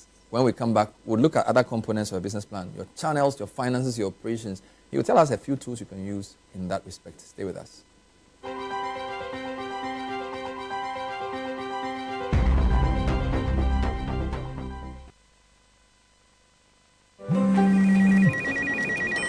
She's coming. She's coming!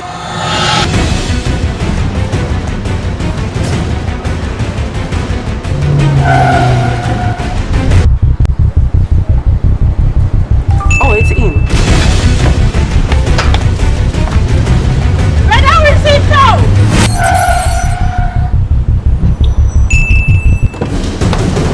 Boss, let's go back. Here, take this. She's coming. I know. Go to the pharmacy now. She's coming! Oh.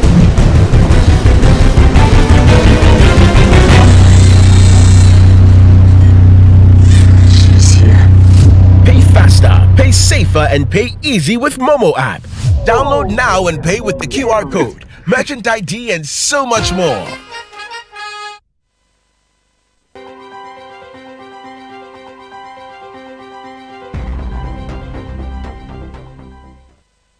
Welcome back. This is the Honest Series for City Business Festival 2025. And our third week is focused on SMEs. My guess is they're actually micro, small, and medium.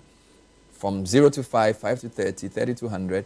Lots of companies in Ghana are MSMEs. He's talking about business planning. It's not a one-day event. It's a process.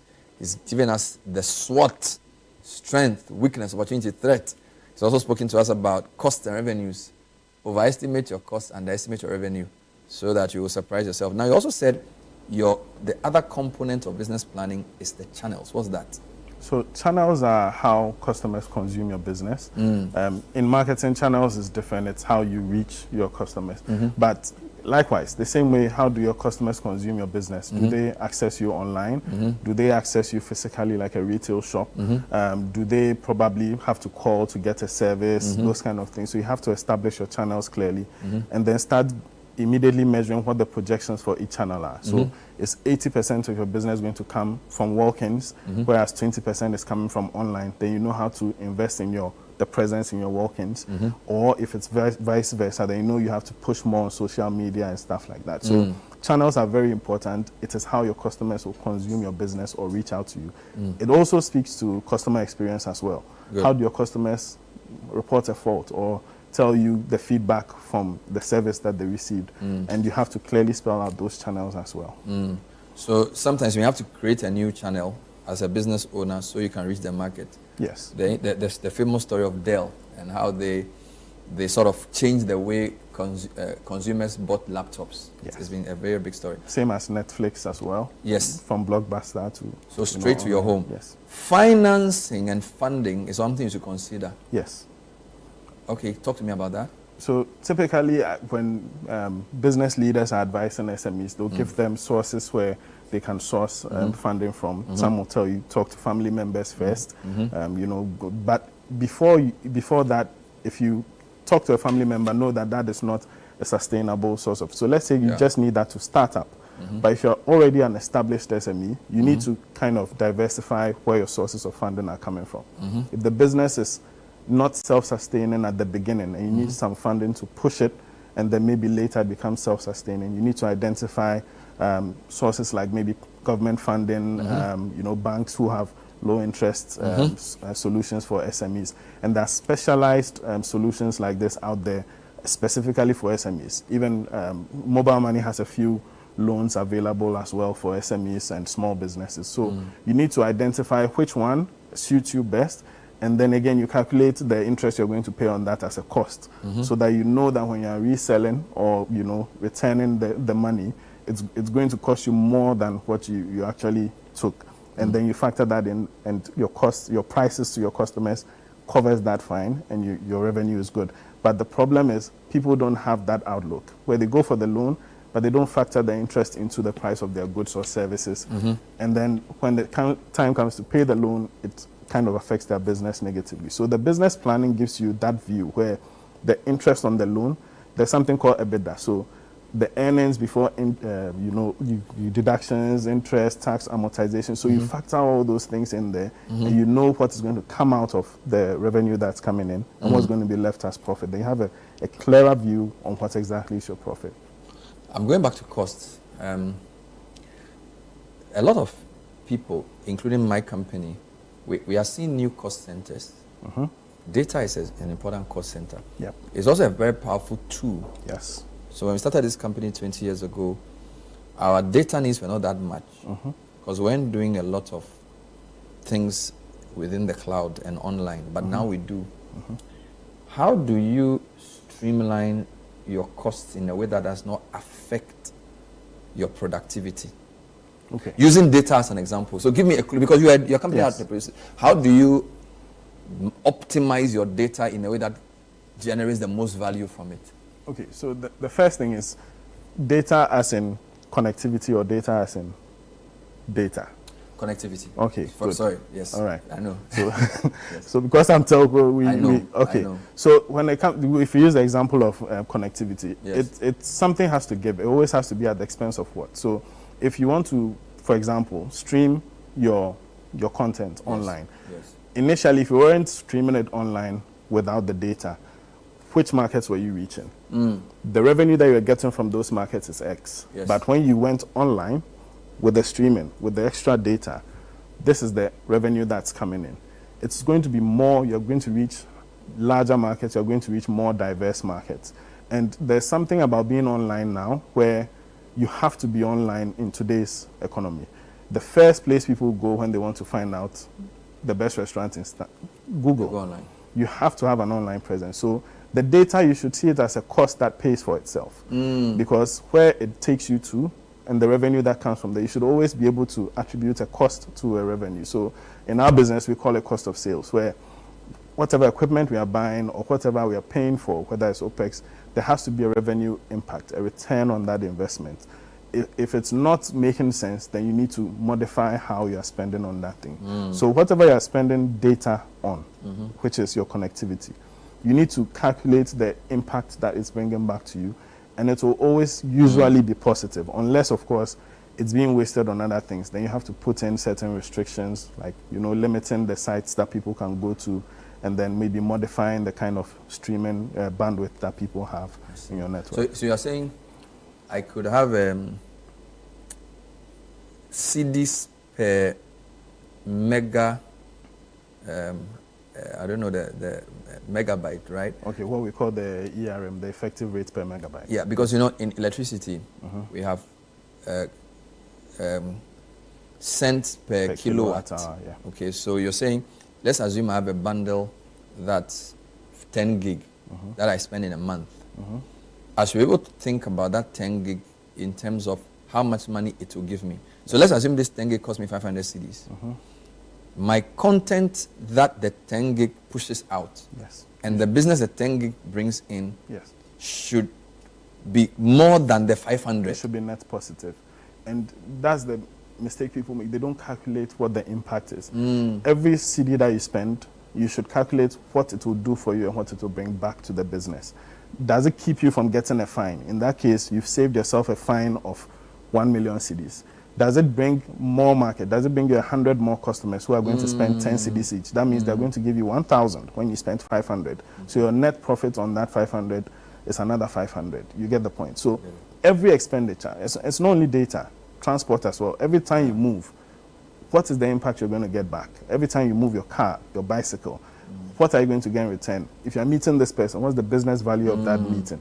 That way you're able to get a net positive on everything. When you realize it's not net positive, then you can say, okay, let me do an online meeting instead of driving to meet you. Which is why some companies have a system where they pipe data to various departments differently. Yes, exactly. So for example, the creative content team may have more data Higher than bandwidth, just the administrative guys who are just pushing emails. Exactly. Because if you don't do it that way, they'll be watching movies in the office and taking data, while the guys who are actually creating the value may be having the difficulty even uploading it. Exactly. So it's possible to then get tools that can optimize that 10 gig in a way that... That's an interesting... But do you have tools like that can help? So let's assume I'm getting 10 gig per month. Are you able to help me divide it within 3 departments in a way that will let the guys who are doing the most work get 9 gig and the other people get 1 gig? Can you help me? So now I'll give you 2 scenarios. For the large enterprises, typically they'll go for what we call dedicated internet. that dedicated internet, you can actually put a bandwidth manager in. Correct. And it can split it between various departments. On top of that, we have what we call software-defined wide area network, where maybe you have branches. You can even decide which branches require heavy bandwidth and push more bandwidth to them, or which branches need more speed to access a particular application at the headquarters and push more bandwidth there. But for SMEs, on your router, you can download off-the-shelf bandwidth managers, install it on your router, and then you decide how you split the bandwidth or who has more access versus who. You can create users, and then people can access it. But in our space, usually the dedicated internet provides you the ability to split your bandwidth, and the software-defined wide area network as well also gives you the ability to do it across the country to various branches. Would you recommend that I use AI to help me in my business planning? Of course. I think I've spoken about this a few times. AI is something that you cannot avoid. It's almost like the gift that keeps on giving.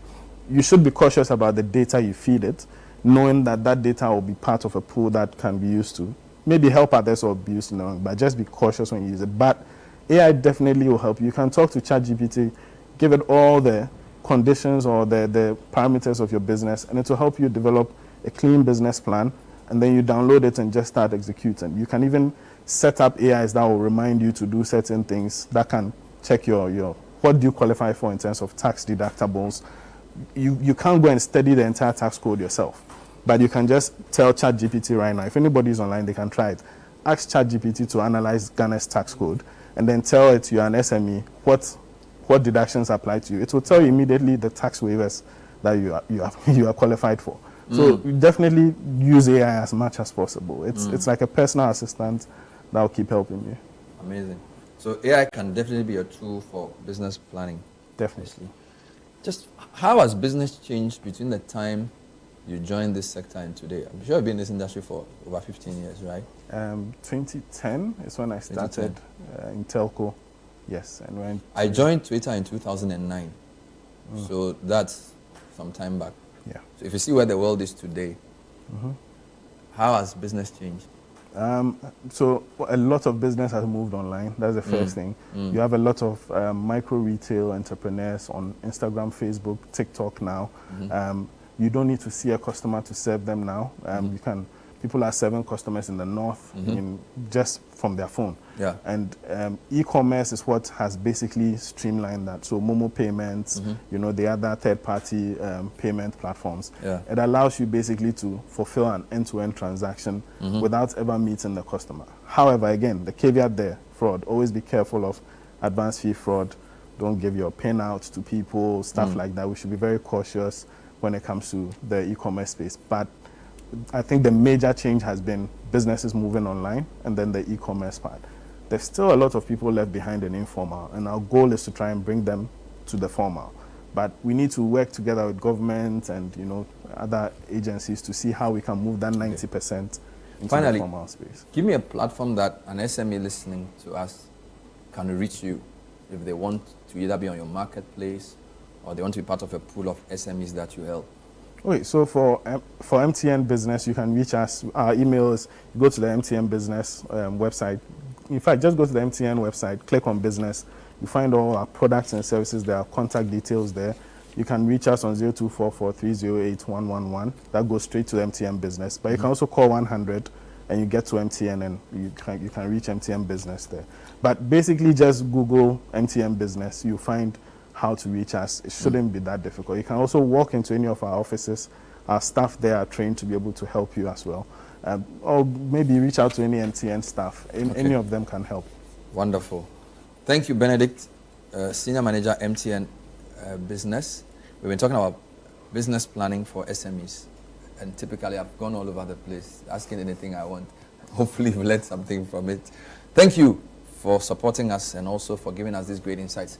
That's all we have time for today's edition. So this is the last in the series for this week, where we've been talking about law for SMEs. We've spoken about marketing for SMEs. We've spoken about financing your SME. And we are ending with business planning with Benedict Bentel. We'll see you next time. Have a great day. Bye-bye.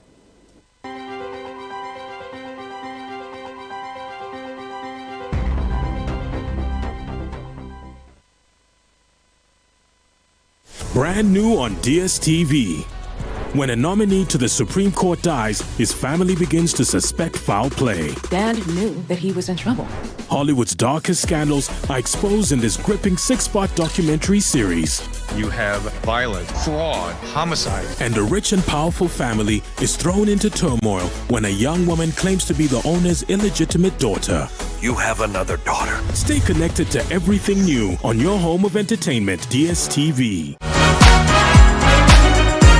On the Upside Down Show this week, we present to you the bold, vibrant, and brilliant Anita Eskin.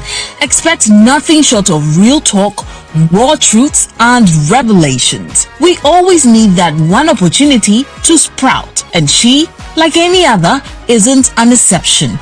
Ghana made me, she said. My career started here. Here in Ghana. Right. Ghana is my foundation. 150%. Great. Home is what built me. Great. Wow. Yes, Ghana is what built me. If you see Anita and who Anita is today, it's because Ghana built me. Yeah. 100%. Thanks to the land. You know? Right. So love you, Canada, but Ghana built me. And even though she's perceived as a superwoman, she's had to make tough decisions at some point. I had to take 2 steps back away from my career. And also, and this is what I share with a lot of my friends and my colleagues now, is a wonderful appreciation that in different phases of your life, you are a particular person. Right. You don't have to be the same person you were before that. Exactly. You have nobody to please. So set your reminder and join us at 7 p.m. this Sunday, only on Channel 1 TV.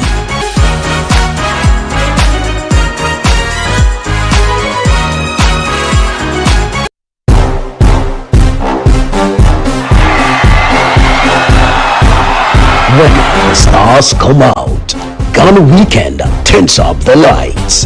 From the hottest red carpet moments to the wildest after parties. And for all your celebrations, anniversaries, and unforgettable moments, if it's happening, we're there.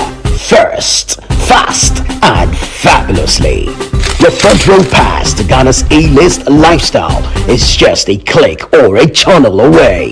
GhanaWeekend.com and Ghana Weekend TV, where fame meets the fans. Promote your next big event with us, because when you party with the stars, the whole nation of black stars should know. Visit GhanaWeekend.com, watch and subscribe to Ghana Weekend TV on YouTube.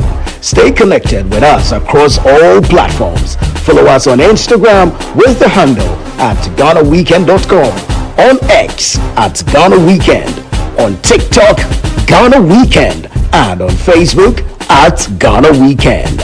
Join the Ghana Weekend family today. Ghana Weekend, all access, all glam, all yours.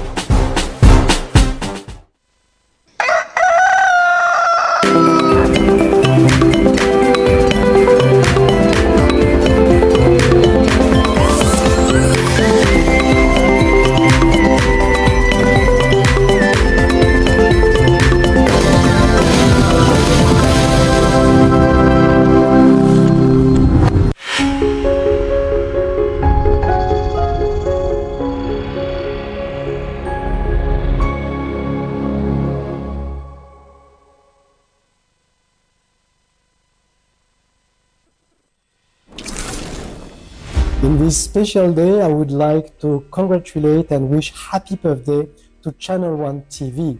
They are celebrating their 7th anniversary. This is a great achievement. I would like to say I have a special feeling for this channel because I've been invited on many occasions to share stories on the relations between EU and Ghana, you know, from job creation, from trade, from security, from entrepreneurship, education. We have a lot to work together between the European Union and Ghana, but the viewers, the public cannot access those stories if media houses like Channel 1 TV don't share them. So I would like to thank them. I would like once again to congratulate them and wish them well for the future. As France's ambassador to Ghana, I'm delighted to say a few words on the occasion of Channel 1 TV's anniversary. Channel 1 TV does a very good job to inform the Ghanaians. I congratulate you for this important role and wish you all the best for the next coming years. The media plays a very important role in disseminating information, debate, and the exchange of opinions, as you do on Channel 1 TV. Today, this role is all the more essential as we face up to the problem of disinformation, which is a real threat to democracies. So, the anniversary of Channel 1 TV is an opportunity for me to send this message. I hope that the media in Ghana will continue to do their job with lucidity, that they can continue to entertain their citizens, but also inform them in an objective manner. It's crucial for all countries. It's crucial for Ghana. Happy 7th anniversary. On behalf of the British High Commission here in Ghana, I extend my warmest congratulations to Channel 1 TV as you celebrate your 7th milestone. Over the years, your commitment to civic dialogue, to independent journalism, and to democratic values has had a profound impact on Ghana's society. I extend my warmest congratulations to Channel 1 TV as you celebrate your 7th anniversary. Over the years, your commitment to independent journalism, to civic dialogue, and to good governance and democratic values has had a profound impact on Ghanaian society. As you celebrate your 7th anniversary, we celebrate your commitment to strengthening the foundations of transparency and accountability here in Ghana.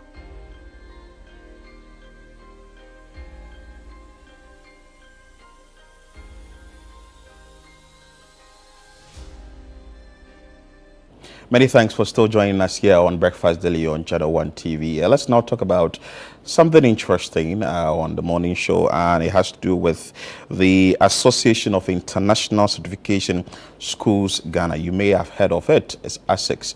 We're going to talk about this institution or this association, what inspired the association creation, benefits and all that. But in studio with me is the founder and president of the association, Mrs. Florence Ejapon. Good morning.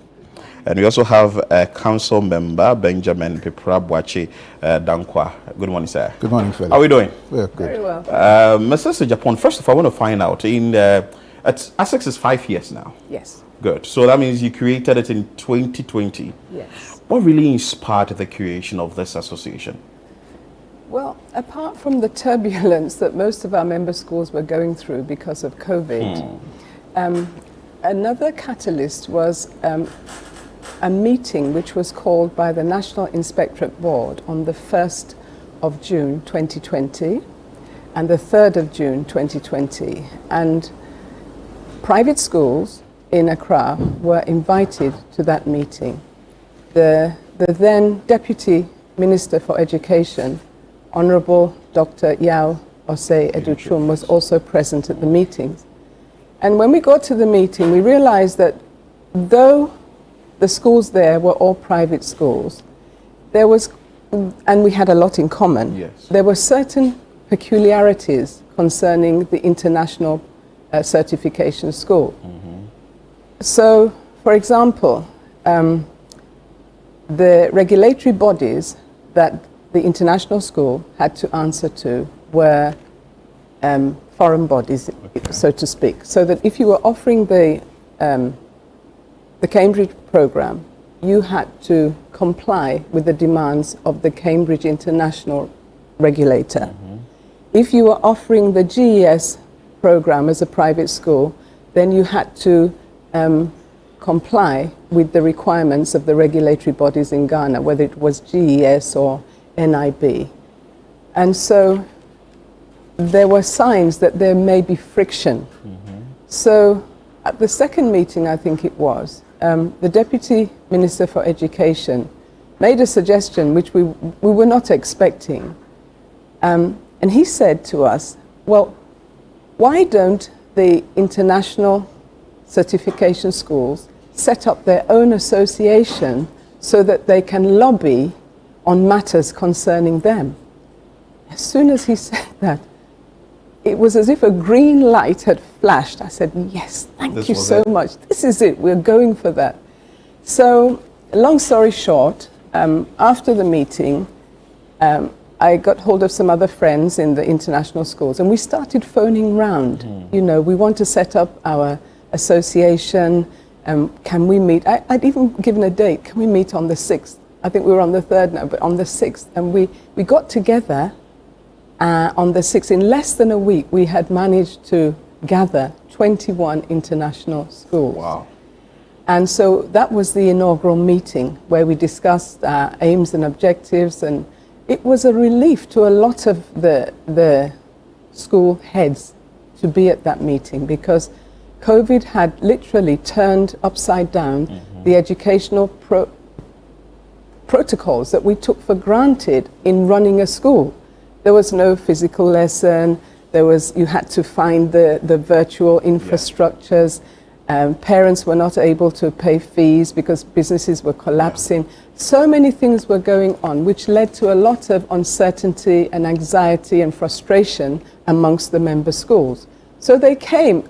We didn't even realize there were 27 at that time, international schools. So yes, so as they say, the rest is the rest, yes. And with this 21 schools that came on, 5 years on, how many schools do we have now? 46. Wow. Yeah. How did you go about that?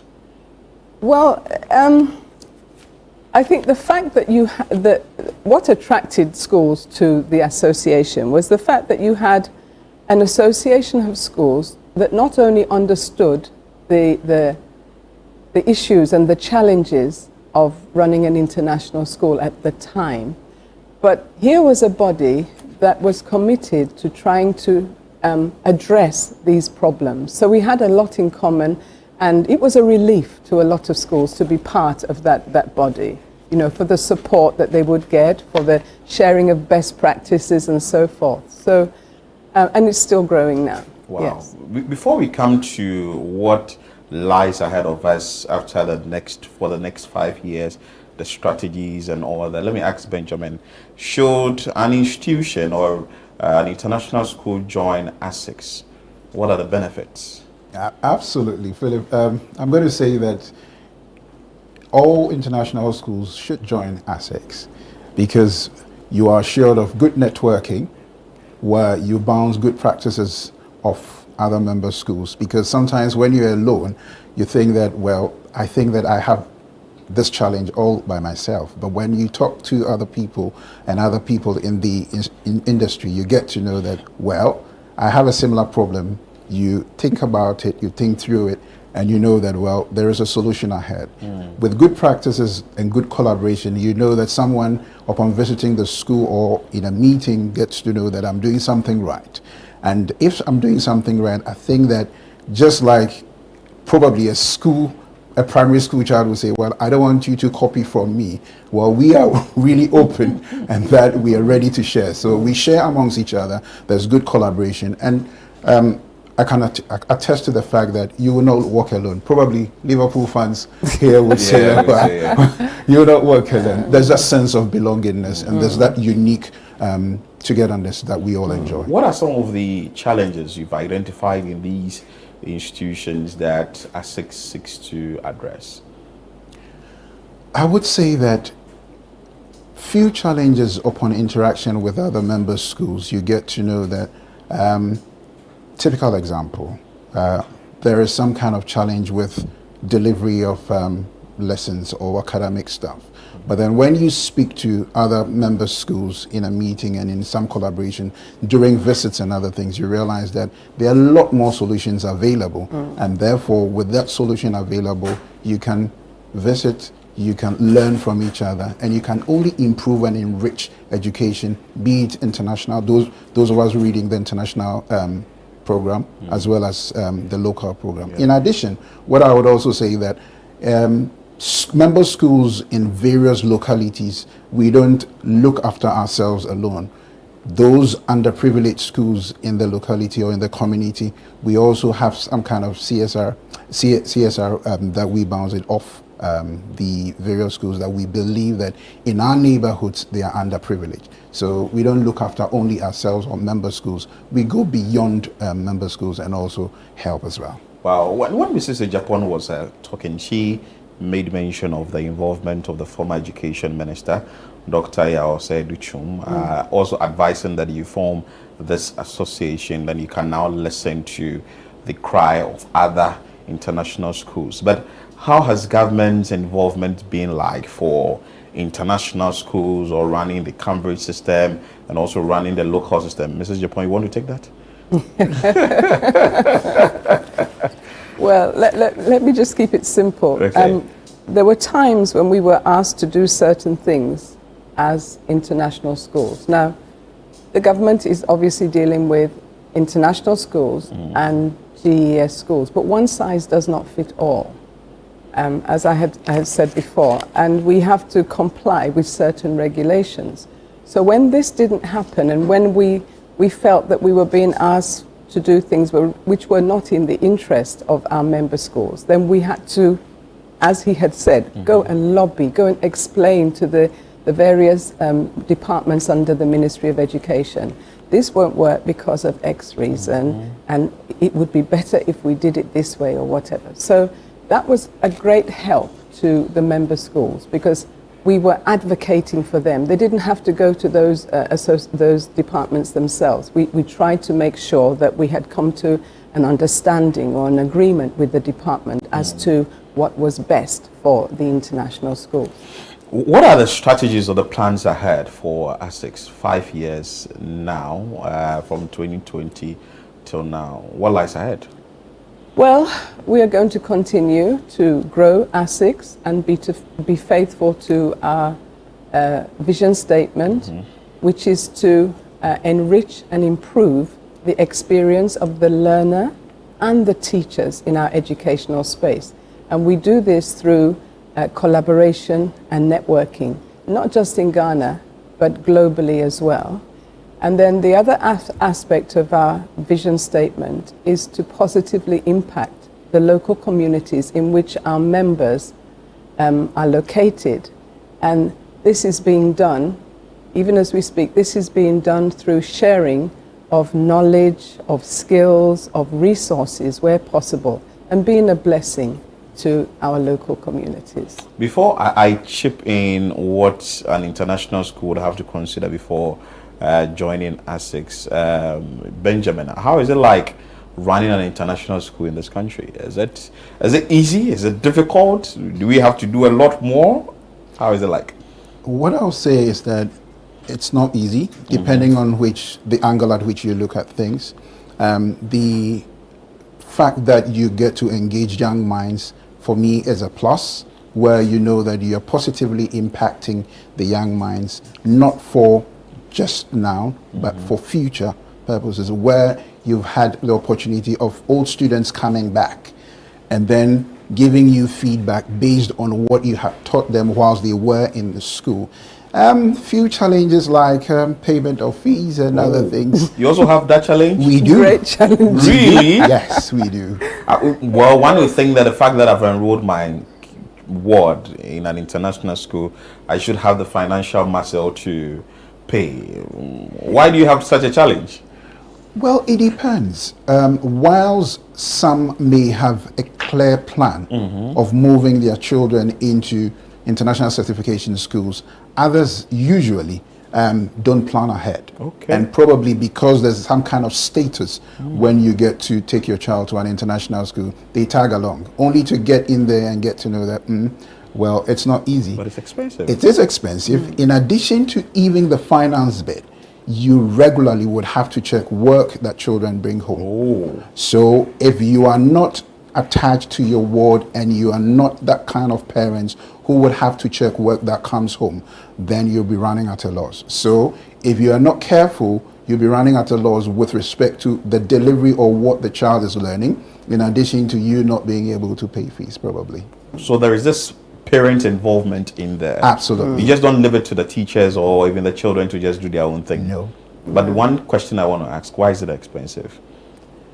It depends on how you look at it. Education depends on whether expensive with respect to the delivery. Because probably, in quotes, what I'll say is that for someone who may be in a local system, now maybe looking at it from a free point of view, with respect to international schools, we don't get any help from the government. It is strictly internal generated Are there funds. some help you would want from the government? Absolutely. Like? Probably Madam President would want to touch on that. Madam President, we want to touch on all these things so that because you have 5 years, you have seen all these things or how things are running, what needs to be done to help international schools in this country. So what are some of the assistance you think that the government should come up with? Well, actually, the first thing that comes to my mind is help with the taxes. The GRA, it's almost as if there's something special about our schools, why they would want to get more taxes off us, if you like. I don't want to go into the details, but if they could just ease up on us a bit, we'd be very, very, very grateful. So, yes, but the inputs of international schools, they have to meet a certain standard, and that costs money. And your school has to look like and feel like an international school. And so it's very expensive for us. So obviously the parents should expect that they're going to pay more at an international school than a school which is not an international school. Wow. Just to add to what Madam President said, you know, ASEX is a combination of those who are reading the International Baccalaureate, Cambridge and other ones. There are certain standards that before you get your accreditation you would have to meet. And you realize that most of these accreditations, they've got financial responsibilities as well. And these are all foreign-based currencies. And when we look at the foreign-based currencies together with our CD, probably quite currently, then whilst you're meeting those standards and the payments that you have to be, you can't bear it alone. So in some cases we would have to share with parents. And to a very large extent, we've been very liberal when it comes to sharing with our parents. Anyway, 5 years already. What are we doing to celebrate the 5 years? Well, we take our corporate social responsibility very seriously. The individual schools are doing great jobs in their local community to help underprivileged children in underprivileged schools. And also the association as a unit is also looking to develop our social corporate responsibility. And so what we're going to do for our 5 years celebration, we're going to launch our CSR fund. And the proceeds of this will give us a chance to help provide educational support in our local communities for children in need, schools in need. Well, not necessarily schools, but children in need. And there are so many. And most of us, we're not too far away of disadvantaged communities. So there's a great opportunity, you know, whether it's building a small community library, because a lot of schools don't have access to libraries, they don't have access to labs for science or anything like that. So we want to launch it, collect funds so that we can really meaningfully impact the local communities around us and beyond, actually. Wow, beautiful. You want to add on? Yeah, what I'll say is that we've already identified some projects that we would want to do. So we're calling on all stakeholders to join ASEX to help us with funds and other resources that we would need to make the projects a reality. So we're welcoming everyone on board. And just in case you would want to chip in, probably the numbers to call the numbers, is 0508 043149. The numbers again, 0508 043149. Thank you very much. Before we finish on that subject, we are also doing, we're going to hold a students' forum for leaders of tomorrow. Okay. So that will be project-based, so that the schools will do presentations. Let's say we're doing climate change or something like that. So we're looking forward to setting that up. And we're also having a family fun and sports day. Oh, beautiful. Yes, so maybe you can join us. And where is that day. located? We haven't got the location, the Okay. venue yet, but you're welcome to join us. You'll enjoy it. Beautiful. Yes. Maybe your school will be there. Oh. Yeah. So make sure that you are part of A6, and they're calling on all international schools to join because you'd benefit a lot. 5 years already. You don't know how it's going to look like in the next 5 years, because it promises to be a great place to be as an international school, adding up to the benefits you would get and all that.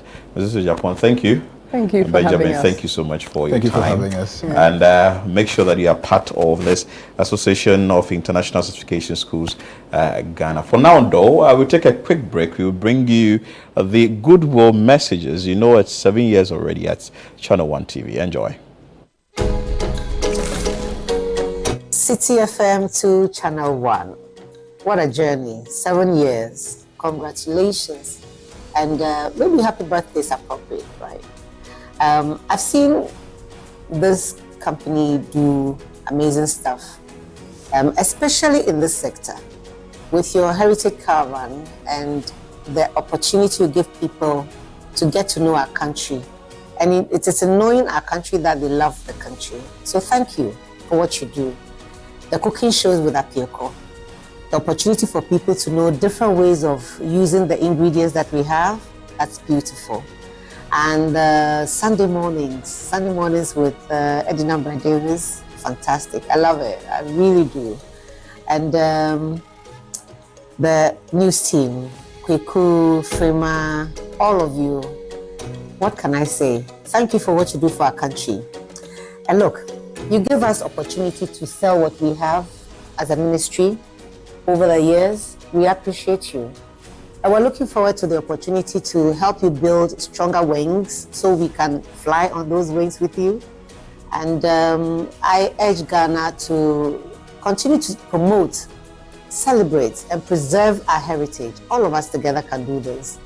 And if you don't have any ideas, copy a thing or two from Channel 1. It's okay, I said so. Go and copy a bit of what they do, because I think that they know exactly what this country needs and they've been trying. And let's just support what's celebrating Ghana and the Black Star experience. It is who we are. Happy birthday. My journey with Channel 1 TV started way back in the year 2005 when I got engaged with various interviews on City FM with Bernard Avle. It later evolved into the Right Away contest with Jessica, where she and I will visit various schools in Accra to solicit young people to come and participate in the program. It later evolved into the Literacy Challenge, where Apioko joined us. And on both occasions, I served as the chief examiner. My interview with Frema now took me to Channel 1 TV in Tesano, and it blew my mind. I mean, from humble beginnings in Adabraka to such high-tech production facilities, I was very impressed. In the meantime, the journey with Channel 1 TV got me into friendships with important people like SMEs, Bernard Avle, Apioko, Magdalene, Umaru Sanda, Mr. Mani Mensah, Vivian, and the rest of it. In the coming years, I wish Channel 1 TV the very best, and I enjoyed, especially as they explore events all over Ghana, and also some of these wonderful interviews that they have occasionally in the evenings. So I spend my time watching Channel 1 TV more than any other TV program in Ghana. I wish Channel 1 TV going into the future a lot of progress. I wish them the very best, and I'm always available anytime you need a support system. My very best to all of you, and God bless you. Amen. Well, it's my pleasure to wish Channel 1 TV to congratulate it on its 7th anniversary. I mean, like I said earlier, only 7? It doesn't feel like it's been only 7 years, you know, and I'm so proud of Samuel, who is my friend and my fellow.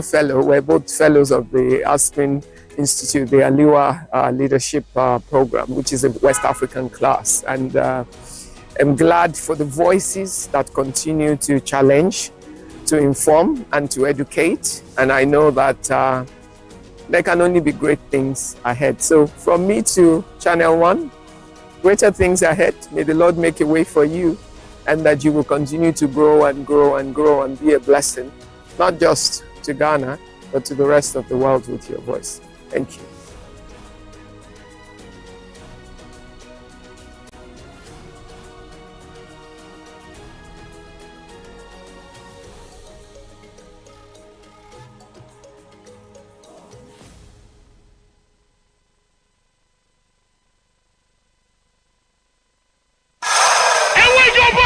Let's get into the world of sports like never before. You know how we do it on Fridays. Join us every Friday at 7 p.m. on 97.3 City FM for Sports Panorama, your ultimate destination for all things sports. One of the biggest scandals in this country's history. You can't spend 250 million USD and come out with that.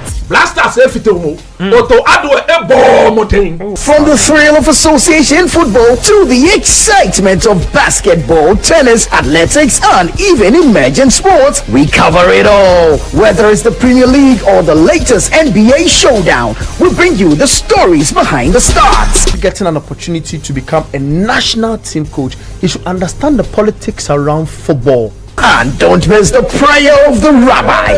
Joe was Zebaut. How Zebaut there? Zebaut won Chaboke Walako. We're not just about the games, we're about the community. If you are going to be given this kind of treatment, then you need to be that guy. When I look at him play, he is not it. Or when it's time for Don't Call Me. Join the conversation as we connect with fans across the country and beyond. Watch the latest updates, send us your thoughts, and we'll feature your comments live on air. And remember, we like to hear your predictions for matches and your thoughts in general. Think you know who's going to win? Let us know. Big shout outs to my YouTube people. Tune in every Friday at 7 p.m. only on 97.3 City FM. Sports Panorama, where sports come alive.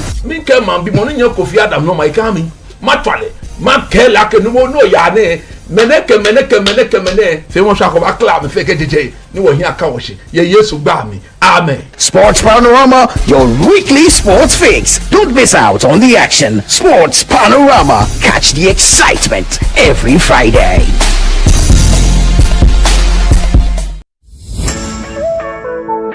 This June, the business wave is back and it's bigger than ever. The City Business Festival 2025 on City FM and Channel One TV, where it's all about business. This June, we will be celebrating Ghanaian businesses, re-examining our business modules and practices through our business fora, and sharing knowledge through our on-air business discussions. Make a business date with the on-air series every weekday at 9 a.m. on the City Breakfast Show on 97.3 City FM and 10 a.m. on Breakfast Daily on Channel One TV. From expert interviews to real-world insights to the tools you need to grow. Don't miss a single moment this June. It's the City Business Festival 2025, celebrating everything business. Only on City FM and Channel One TV. Your business, your future, your time is now. Stay tuned, stay inspired, and let's grow together. The City Business Festival 2025, celebrating everything business. The City Business Festival 2025 is powered by 97.3 City FM and Channel One TV, and it's proudly sponsored by Absa Bank, MTN Business, and Zonda Tech Ghana Limited.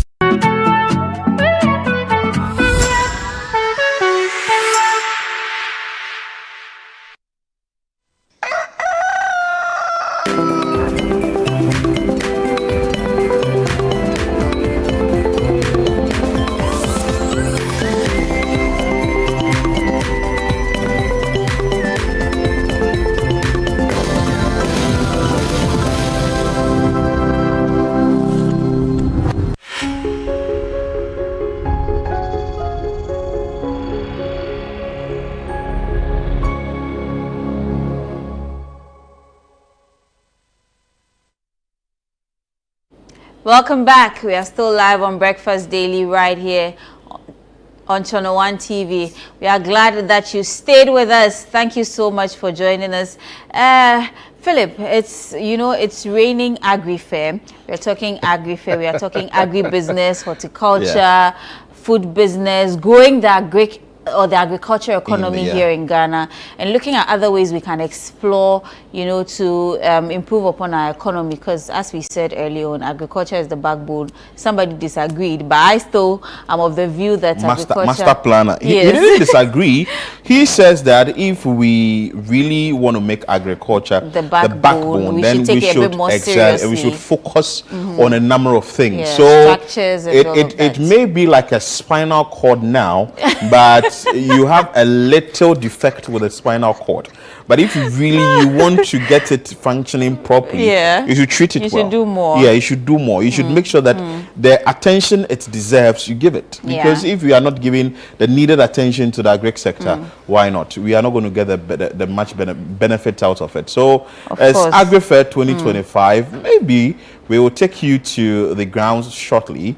A texter asked that at least we should show him something small. He said something small. We will show you what you want to see.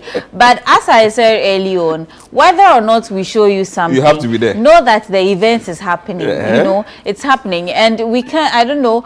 Maybe you may not be able to see everything as it's happening on TV, but believe you me that we are going to give you all the scenes and happenings live on our social media platforms. So go on to Instagram, go on to Facebook, go on to X, search for us at Channel One TVGH, engage in the post. See, so I checked earlier, I checked Instagram a while ago, and the setup has been done. Beautiful setup with, amazing style of demarcation, as well as I saw that somebody has brought their rabbits already. Yes, we're taking the rabbits out of, I'm not too sure what it was, like a sack or something, putting them in the cage, setting up and all of that. So when we said that this is not just like a crop, a food fair or a crop agriculture fair, it's a space to get everything, livestock, birds, poultry, just name it, everything Agric that you can think of. We are ready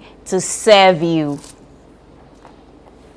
Well, so it's just interesting that we would want to serve our viewers small, take them there small, because they are demanding that we give it to them small.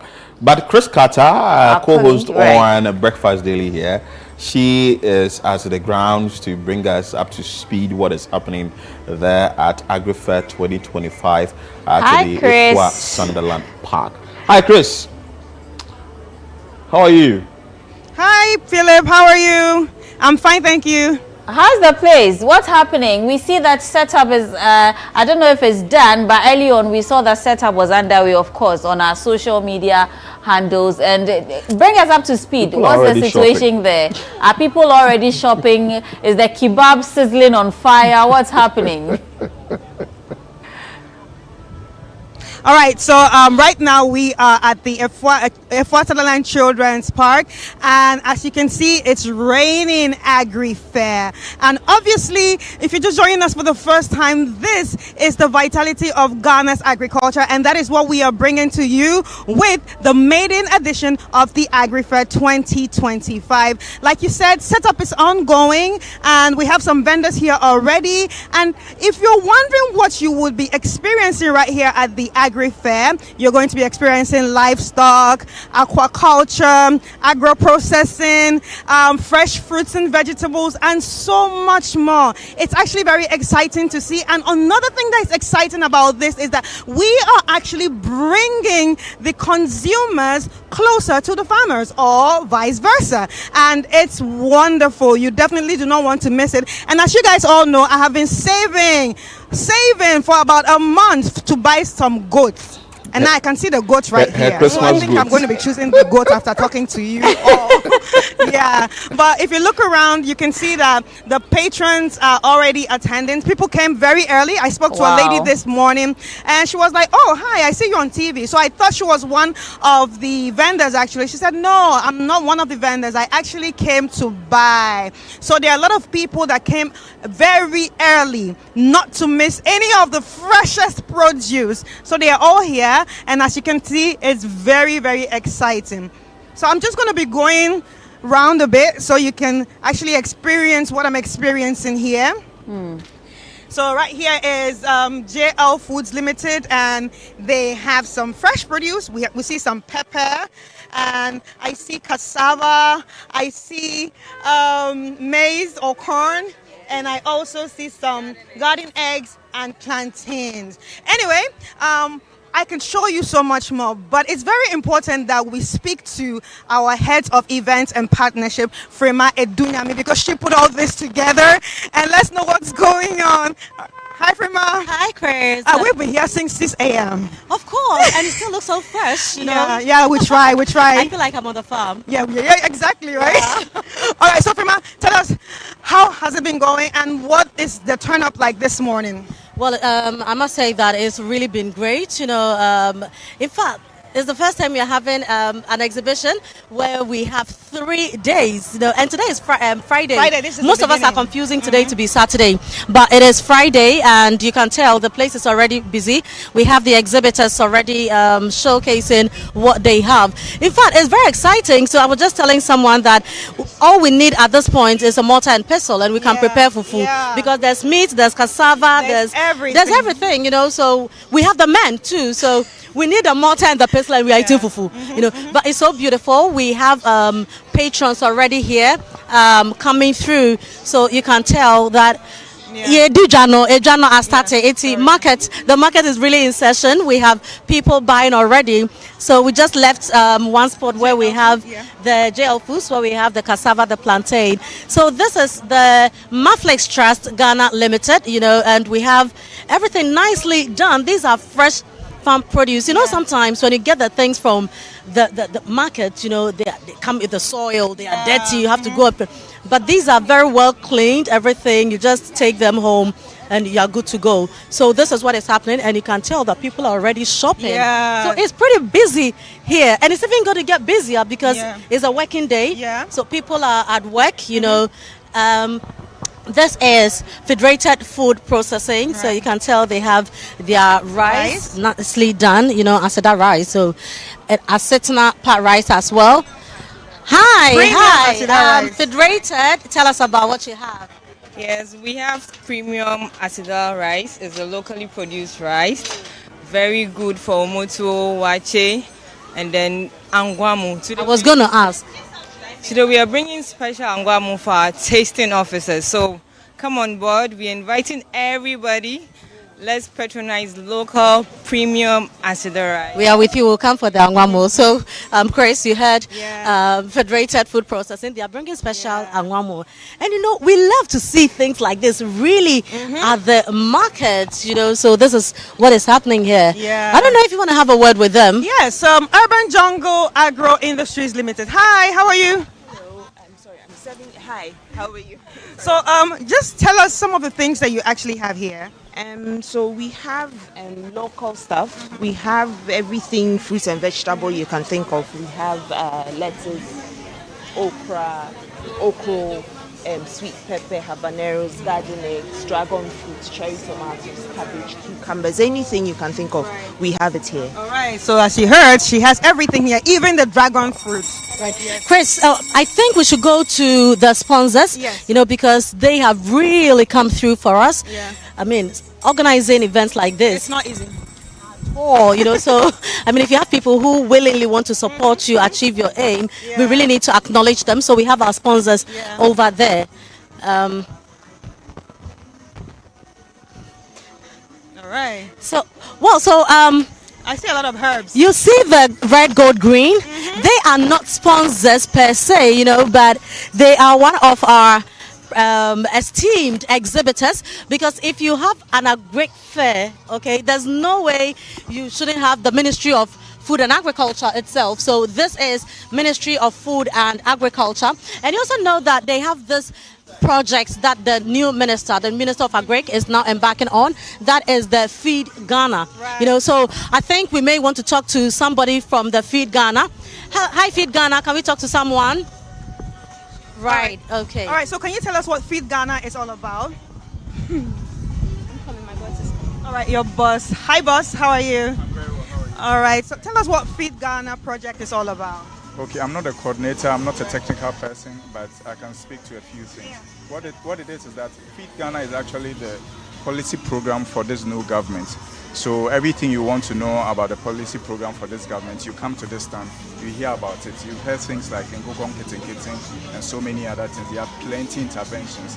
What it is that this government wants to bridge the gap between the technical programs they have and the lack of information and knowledge that Ghanaians have about what they actually have in store. So there's a program like this, and this will be one of many that you see them at, where they make sure that they dispense the information, they communicate to the general public, people know the interventions they have. I know things like farmer banks are going to be put together, which are banks of lands for people who want to get into Agric, who want to go and farm. You will just go to the ministry, speak to them, they will show you where it's closer to you, and then you can get into it. Again, because I'm not a technical person, I don't want to commit myself. No, we don't even want the technical aspect of it because we won't understand. Yeah, absolutely, but there are policy, booklets here, which will also speak to some of the fine details of the things they are going to do. There are going to be, poultry chicks that will be given to people who want to get into poultry farming. Mm-hmm. They will give you technical people to assist you, to advise you. There will be feed. There will be so many other interventions. I mean, there will be things like, seedlings for free and so on and so forth. So young men who are losing interest in what exactly they want to do, they can consider coming into Agric. They can put themselves together into cooperatives, and then they can come to the ministry, speak to the technical people, ask for assistance, and then there will be so many things. You can get into Agric today because the minister with his team are making it a bit more exciting. Come to the stand and you hear so many things. The coordinator is coming. The coordinator for Feed Ghana is coming with his team. They are going to set up. You have already said we haven't started, so we are still setting up. Okay, all right. As you can see, we are ready. Yeah. Thank you very much, Thank you Gilbert. so much. You know, Gilbert used to work with CTFM. That was some many years ago, yes. No, he was with the sales team. Right, so this is Absa. Yes, hello Absa. Hi Absa. Hi. So Absa is a sponsor for the business festival itself. That is MTN as well, also a sponsor. And this horticulture business platform. In fact, we've had the horticulture guys, come through with quite a number of. They've come with quite a number of exhibitors. So some of their exhibitors we've spoken to already. Yeah. So this is where they are, and then this is Twellium. Twellium is giving us the water, Vena water. So that is Twellium for you. And then we have the Agri Impact. I mean, it's busy already. So, we love to see these beautiful stuff, the habaneros. So if you want to have your green sauce and all that, this is it. I feel like tasting this. Hello, Agri Impact. Can I eat this? Thank you. So that's how we're eating fresh stuff, Wow, you eat fresh tomatoes. I don't eat fresh tomatoes like that. But don't you eat salads? I eat salads. In salads, not just raw. But it's the same thing. It's not the same thing pretty much. All right, and this is the Ghana Exim Bank, another great sponsor. Yeah, so they've really come through. They are pretty busy here, so I'm sure we can come back later to talk to them, right? Okay. And then Legacy Crop as well. I mean, Legacy Crop, they are friends already, so we know them. And then we have the DBG. DBG is here. Hi, DBG. Can we have a word with you shortly? Who will talk to us? Hi, Anita. Hi. So what is your impression so far about the fair? So far, so good. I'm quite impressed with the number of SMEs that are here. Okay. Yeah. So we hope to have more people come. Right. Thank you. See you. She's saying hi.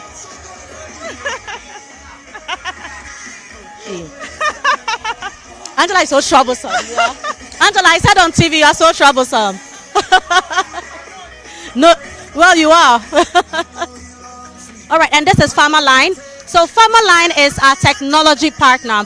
So with the fairs, the clinics, we actually have people being able to register, you know, with technology. So there's a chatbot that you can talk to, then to make your whole life easy.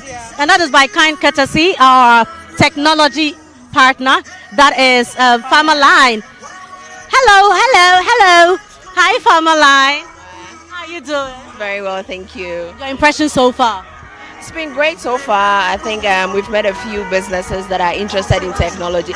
A bit surprised that's the technology because they were expecting to see someone they could talk to with the technology support that they need in agribusiness. So we are excited about it and looking forward to the coming hours and the days. Let's all have a great day. Lovely day. Thank you. So Chris, this is where we are now. All right. A very big thank you to our sponsors, by the way. I mean, without them, this wouldn't have been possible. So a very big thank you to each and every sponsor that jumped on this project with us. We're excited. And now we have some packed food in this area. Oh, yes, we do. So we do. This is the Exim Bank Village. So we have exhibitors here who are coming with, so I think we can have a word with them so you can talk to them. Hi. Can you tell us about your product? So we are Sparks Food and Beverages, and we make, I would say, the best nuts in the whole country. Are you serious? I kid you not. Wow. Yeah. So we have the plantain chips. That's the original and natural. We call it Tainers. You call it? Tainers. Tainer, okay. Yeah. And then we have the yeast sweet potato chips. We have the sprinkles coconut chips with dried fruit. Okay. And we have the raspnuts, which is the chocolate coated peanuts. Wow. Yeah. We are all over the country. We are at all malls, major malls, ShopRite. We have filling stations, the shelves, the tutors. We will come back and have a taste. Right. Thank you. Right. Okay, so there you have it. And we have so much more on the Exim Bank. Yes. That's Kusa Share Bliss and others. But guys, we want to say a very big thank you to each and everyone who has made this possible. And if you're watching us from home, you need to be here. Absolutely. I still need to buy my goats, so we would have to go so I can get the Have you seen the rabbits? I don't eat rabbits, don't talk about their pets. Don't do that to me. Go and show us where the rabbit is and where the goat is. It's okay. Take us there. I eat rabbit. I eat rabbit. We want to see the rabbits and the It goats. was really nice having you. Thank you. And Jifa and Philip, thank you so Oh, much. no, you can't go. You know, speaking to me. Let's go to where the rabbits are. Because I still need to buy the herbs that I'll use to prepare Chris can't the hear goats, us. all right? So this is me, Chris Carter, reporting from Ifwa Sutherland Park right here. Hear us. We want to see the rabbit live. Oh, Chris is all right, gone. we lost her. But as I said earlier on, the rabbit is live on our social media. I saw it on Instagram. So if you want to see the live rabbits at the Ifwa Sutherland Park, just go onto our social media at Channel 1 TVGH on Instagram, and you see all the live updates as it is happening at the Agri Fair. You cannot afford to miss. Chris said that if you are watching us from home, you know that you are missing out on something good. The day just started. Yeah, just, the event 10, was 12. slated to start at 9. And look at what is happening people there. are already there, ready to serve you. So if you are on your way to work, just pass through, grab what you can grab before you go to work. If not, and you're already at work watching us as well, do make sure that right where you close, tell your bosses that today is Friday. There's something seriously happening at the Ifwa Sutherland Park, Kind Courtesy, City FM, and Channel 1 TVGH. You need to attend to. So clear your desk as fast as you can, and then rush there. Let's have a jolly time. It's just 1 hour, 13 minutes, and the place is already bustling. buzzing. Oh, please, you should go there. I am looking forward to the you should kebab. Go there. You should go looking there. forward so much to You the should kebab. go there. Anyway. So I know one man who is watching now who says he wants to go, Simon Sechi, who is the former MC for Ganoth. He's watching. Please, he wants to come there. Honorable, go there, okay, and get a lot for us so that we can consume this December. Anyway, so let's now talk about briefly about entertainment after we will go back to the place again, because I really want we have to be there in person. After the show is done, we are heading straight to the Ifwa Sutherland Children's Park. Oh yeah, I'll be there. Live and colored. I mean, if you are not at the Children's Park this weekend, you would have been there. I should have been there by now. Yeah. But Echo, you were there last night. Yes, I was going to come to that. Before we get into entertainment, you were there last night. what was your impression about the whole, when the setup was happening? Yesterday was just set up and prepping the space for the exhibitors as well as the vendors. What was your general observation? Oh man, it looked good. Right. Like it looked really good, and the space is, Charlie, it's spacious just, enough for us to have like such an awesome and a good time. So I was really excited to see like the canopies up, the booth being put in place, and I mean lights, everything was being set. So I was super excited about it, and I was like, yo, it's going to be such an awesome time together. But the icing on the cake is yesterday in Chinchim were already in the house. Oh wow, I was going to ask you about the entertainment bit, because we can't have an event like this without good music. So Chinchim came to survey the place to see where they are going to do their thing for us, huh? Charlie. And they are ready, I suppose. We were, let me say, I don't say we were playing loud music, but we're just testing our speakers. Yeah. They came from Kempinski that we should lower it small. Oh my goodness. You know, we are so close to Kempinski, Yes, so I think they came. Like they sent 2 people to enter. We should lower it small. Testing. Yeah, just testing. Meanwhile, we are just testing. We are just testing. They said we should calm down. We should be calming down. Calm down small. So well, they should brace themselves. Yeah, because the next 3 days is going to be awesome. And Chinchim, I mean, you know Chinchim already. I mean, what good way to celebrate Agric and everything within Chinchim, who are going to give us proper, music. So it's going to be such an awesome time, and we are going to enjoy it. Anyway, it's good to have you here again. It's another Friday, and every Friday, I personally look forward to you coming here to fill us in on all that we've missed. Yeah, I feel lonely. Because your other half is not with you. Where is he? Fifi will join us very soon, actually. Fifi will join us very, very soon. But yeah, I feel lonely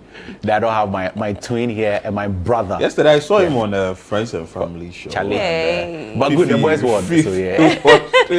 so he took one for the boys, huh? Yeah, and yesterday something interesting happened. Yeah, I was like, what's the capital of Togo? And these guys were thinking. Really? Yeah.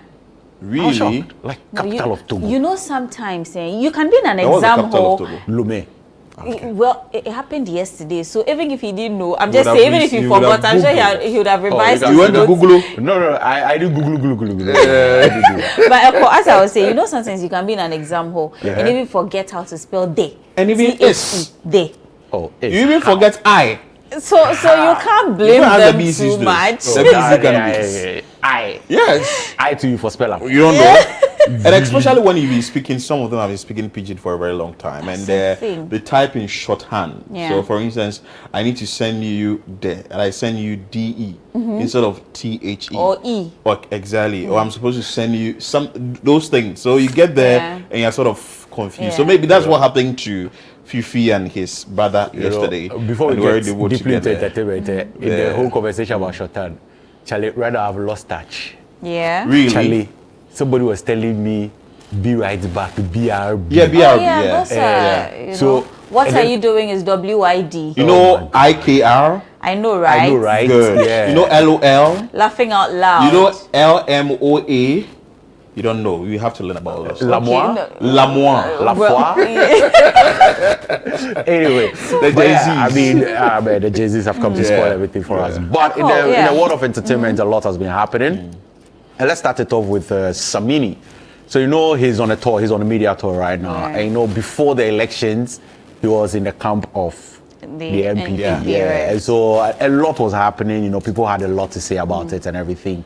But Samini is out to say that he's a happy Ghanaian. And he's commending Mahama for what he has done so far. And quite a number of netizens are not but stay your you know sometimes we tend to forget that after politics there is life. Exactly. So and we are Ghanaians first. Though during the political season I'll support this particular person, when we are done with the elections and the particular person wins, it's Ghana that has won. So we go and support the person. Yeah. You understand? But people tend to harbor the little, or during the campaign season or during elections, what you may have said against me, I'll keep it in me for a very long time, and that I'll tend to use it against you. But after the elections, it's now gone. Right. So I think that is what Samini wants to do. And I also think that as Ghanaians, as we are, everybody's entitled to affiliate to a political party, with a political party No two ways or about that. whatever. So Respect it. when the politics is done, elections is done. I mean, we are done. Let's just move You on. see some actors being victimized. They don't even get movie roles. but you see some musicians, then they are sidelining them.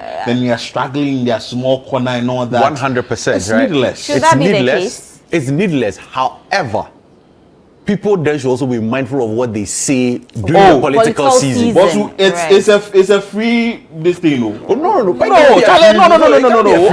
A grandma will say, Grand the Coin. We are on the I'm going for Grand the Coin. So when we are on the floor and we are playing dirty. No, but you see, politics. We should be mindful. Politics, we know we are taking out, say, let's do fair and free of violence or insult politics. But some people do not understand it that way. So if you're a politician, you should have the shin guard. You should have the shock absorber. You should have to be able to absorb shin guard there. See, anything at all can be said against you as a politician.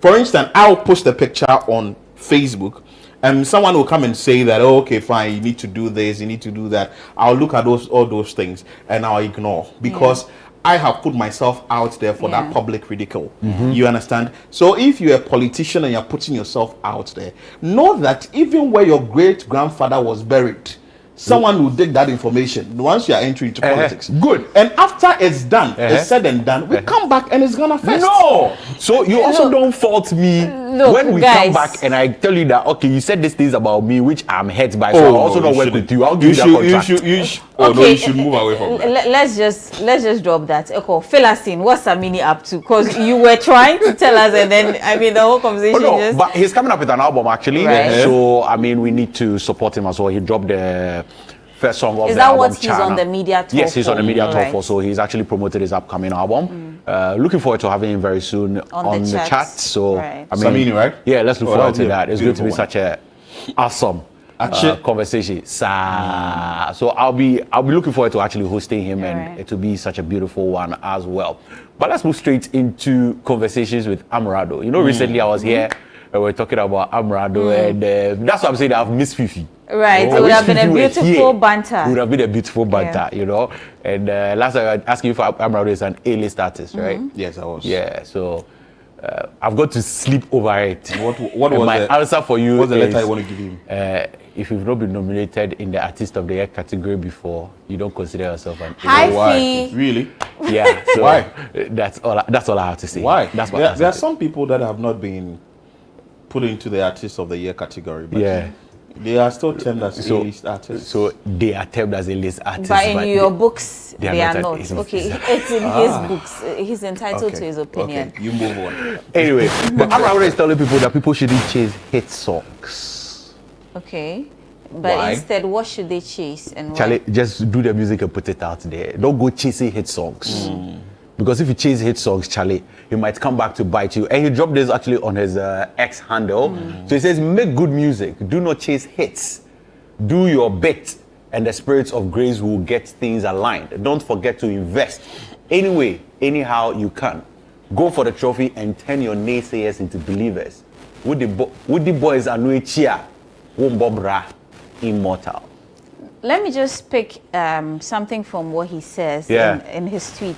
He says, invest anyway, anyhow you can. Go for the trophy and turn your naysayers into believers. If you are not making hit songs, how will people hear about you? How will your naysayers now believe in you? Okay, so you are telling his I'm only asking him. Yeah. How will your naysayers believe But in go you? for the and trophy. the hits Go also for the make trophies, even. Yes. You need a hit song to go for the trophy. Go for the trophy. So you see, there's I was talking People about are doing songs all right. We the don't song know has them. to hit. Yeah. Song that was a hit. Yeah. Even you see when this guy's song came, One Corner. Patapaa, It has to hit. And that was what brought Patapaa That was what out. made Patapaa popular. Yes. Imagine the song was not a hit. Who would have known Patapa? Nobody would have heard of him. Will his naysayers have been his believers? That's what I was told. He's got the what? A house and a crawl out of it. And you got a German. He's coming from Swedro. Yeah. So that's it. But maybe that's what he believes in. Yeah, he got a German babe out of it as well. Well, but I think that Amrado is doing well within his space. He is. Yeah, when it comes to, is he a rapper? Is he a... Okay, same question I was asking the last time. Philip, you shouldn't have even brought this up because same question I was asking the last time. Echo's position on this. Fifi would have defended Amrado. Yeah, Fifi would have been a good defense. Wrong to ask this question. Yeah, I don't know if Amrado is a rapper, if he's a singer, but hey, he's a musician. Let's take it that way. And for me, I have a huge problem with this post, right? Because sometimes we tend to think, oh, people need to put songs out there and everything. But if you're saying you need to go for the trophy, you need hit songs to go for that trophy. You need hit songs to be able to give us that big one that we need. So... Echo, you know what? Guess who just walked into the studio? I think we'll still stay on this issue. Fifi just walked into the studio. Till the man comes to defend Amrado, because Amrado needs to be defended. He's not a lawyer. We need to, you see, we are staging strong defense for Amrado. No, but while we are waiting for Fifi, still make your submission, because Fifi will come and you need a hit song to go for the trophy. That idea. You cannot tell me that these or bad songs and you get artist of the year. No, you must come up with a hit song. You think Amrado hasn't done enough in the space?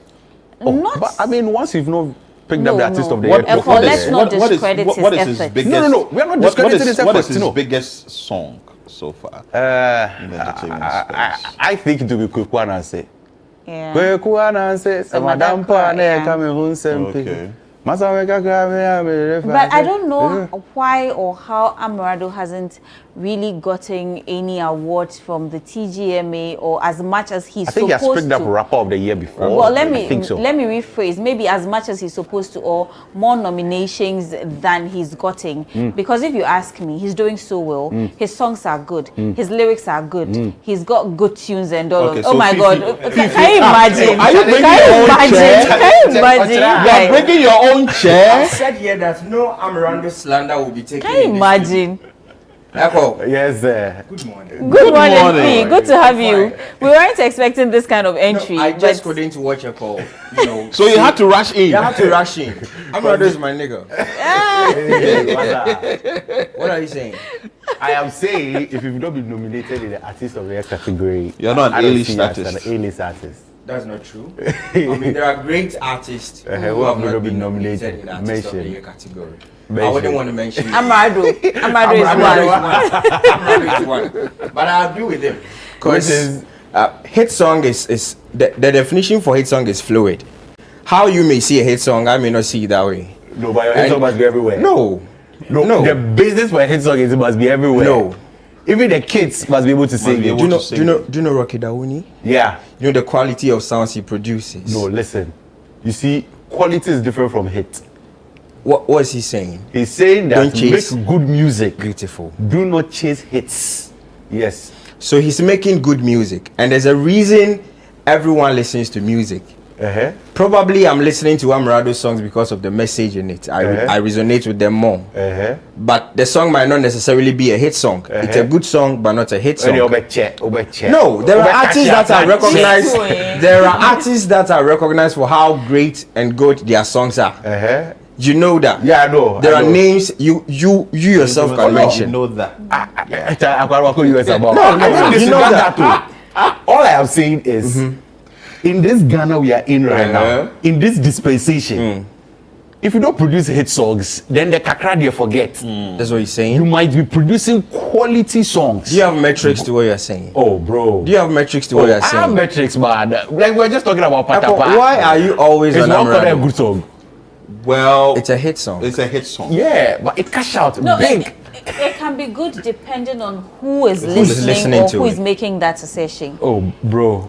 No, I can call you bro. No, I understand Echo has tagged along my era, the Gen Zs. We normally roll with the hit songs and all of that. But hey, the guy is making some sense here. Make good music. What will be the longevity of your song? Timelessness. How many years will your song be in the system? We still listen to songs from Amachi the Day, Daddy Lumba. They are hits. They are good songs. They are good songs. They are hit songs. A hit song like One Corner that still doesn't bang as it used to. Hey! But if it's a good song, I'm being serious with you. I think you are I beg to differ. I beg to differ. Philip, you are MC. And even the parties, at the weddings, and you see someone in the roof. I'm rather ups. But I think Amrado has his fan base. Yeah. So we can't take that away from him. Maybe what we would term as a hit song is a song that everybody is jamming to. Can sing. But I think he's doing well in his own space. So maybe we should just give it to him whatever way from him. There's more room for improvement. Of course, there is more room for improvement for everybody, for all of us. Even Shatawale, there is more room for improvement. Yes, every artist. Stonebwoy, more room for be prepared to the apex. Music evolves day in, day out. You need to up your game day in, day out. But you hit a point and then you start experiencing diminishing returns. Well. So you hit there and then you start declining. It's not like you are not good, though. Yeah. You are good, but people have enjoyed you, son. They are like, Charlie, anything he brings will be a hit.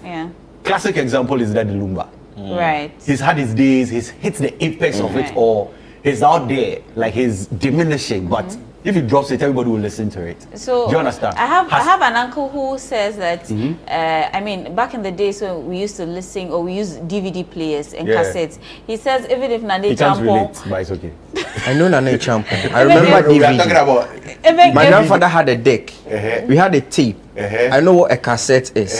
Thank you very much. He says even if Nane Champo pours water on a CD, he'll buy it and just play and listen to. So it makes you understand that people love artists just for who they are or for the kind of songs they produce, irrespective of whether somebody thinks they are good or not. So long as I have a certain love and fondness towards you, whatever it is. It just works that Personally, I can listen to all of Daddy Lumba's songs, even though maybe I would have my favorites. The fact that it's Deal, I'm good to go. Same as Stonebwoy. I'm so Stonebwoy biased that I can't even hide it. I can listen to all of his songs. When somebody says, "Oh, this song is not really it for me," just because it's Stonebwoy, I'm up for it. And I don't talk about Stonebwoy if I talk of people. No, you don't have to. Every artist has a fan base. Of course. You know, Sarkodie, for many years now, each time he's dropping a rap project, he says it belongs to Sack Nation. Right. His core rap fans. But then he can drop Afrobeat song, everybody will jump to it. Right. And so if I'm doing good music for a select few of my audience, I mean, that could be my aim, that could be my motive. The people that have supported me from day one. He's rich already. Hey, He's rich. I like Amrado is rich. He's rich. I like that. He doesn't need money. He doesn't need money. Oh, so he's rich. No. He's doing it for the core fans, the fan base. Amrado told you he's rich. Yeah, he's rich. He's rich. He's rich. Are you his producer? Yeah, Motion or media. So he's rich. Right. He's rich. Anyway, Charlie, let's move on. You know, case is coming. Charlie, I said move. But they come. So you know the FBI they've been in town for some time. Oh, I understand they are in town. Yeah, FBI have been in town for some There's time. all over the papers and the news now portals. a lot of people are now hiding their toys. Yeah. Whoa. People who used to flaunt their cars, toys and everything are now hiding their toys because Charlie, we are asked how you purchased it, you'll be able to explain and then matter for you. So, a very old coffee boat. Yeah, they've been picked up and they are being prepared for extradition. Extradition, to the US because of some $100 million scam that they've been caught in. I mean, there's a net that has caught up with them. So, I said we don't we can't be brave. Mechanic be brave. You know, it wouldn't have been a big deal if it was just Kofi Boat who was fingered in this alleged crime ring and all of that. But you know, he has close ties with Shatawale. Right. Oh. Very, very close ties with Shatawale. And so it's looking as though Shatawale could be involved. TikTok live of Shatawale. Yeah. Okay. I think we have that video. It's looking as though Shatawale could be involved. And the particular thing Kofi Boat has been arrested for, Shatta has tweeted about them years back. There are tweets of Shatawale talking about fraud. There are tweets of Shatawale talking about browsing. I'm not saying he's involved. Please do not come from alleged. Yes. Be careful. Alleged. Yo, because Shatta fans, alleged. The fact that we are you here. are friends with we will someone. take it lightly. No, you see, the fact that you are friends, and people will be shocked. I'm going to like defend Shatawale, right? The fact that you are friends with someone doesn't mean that what he's doing you are aware of it. I'm friends with Fifi, but I don't know what he does in his I don't know what he does in his closet. Do I know what to do in your closet? It's fine. Make your point. Well, I think he's it's Oyuama. It's fine. All fine. Tajiri is my bestie. Yeah, bestie. Bestie for life. Yes. Right? But Charlie, you're poor. I don't know what he does in his house. Do you get? So maybe one day, yeah, touch wood, he's arrested for something.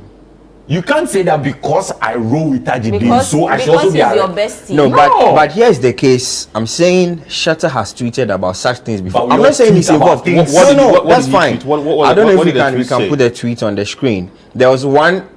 He was saying he would rather browse than to do something, and there's another one as well. Okay, yeah, that's the tweet. I think the tweet is, what I go take steal car, like I go take do fraud for big time money. So he say when they arrest me, I go fit sort out myself. I don't want to add. So this was in 2020. 2020. Okay.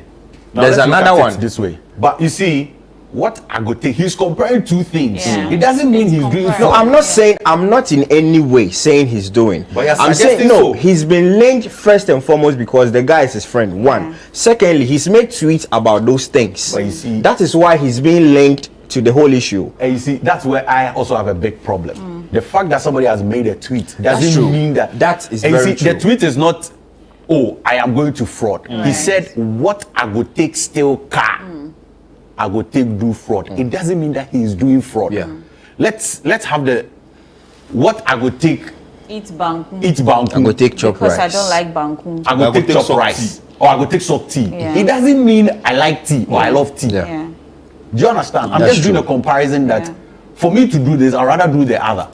Right? It doesn't mean I do it. So we cannot take his tweet and the fact that he's friends with the guy. So he but he has distanced himself from the whole allegation. He said that at least the coffee boat being cited and this, he doesn't think it's true. I think I had it. Yes, that's the video Aaron right now. He says it hurts him that people are saying Kofi Boat is a scammer because he knows him or they go way back. In a video, it was seen that he was crying for Kofi Boat's kids, how they are going to live without their dad, and all of that. Okay, let's take a look at the video and hear what Shatta said. Shatta was in the mood. Problem come. Oh yeah, it is scam. No problem.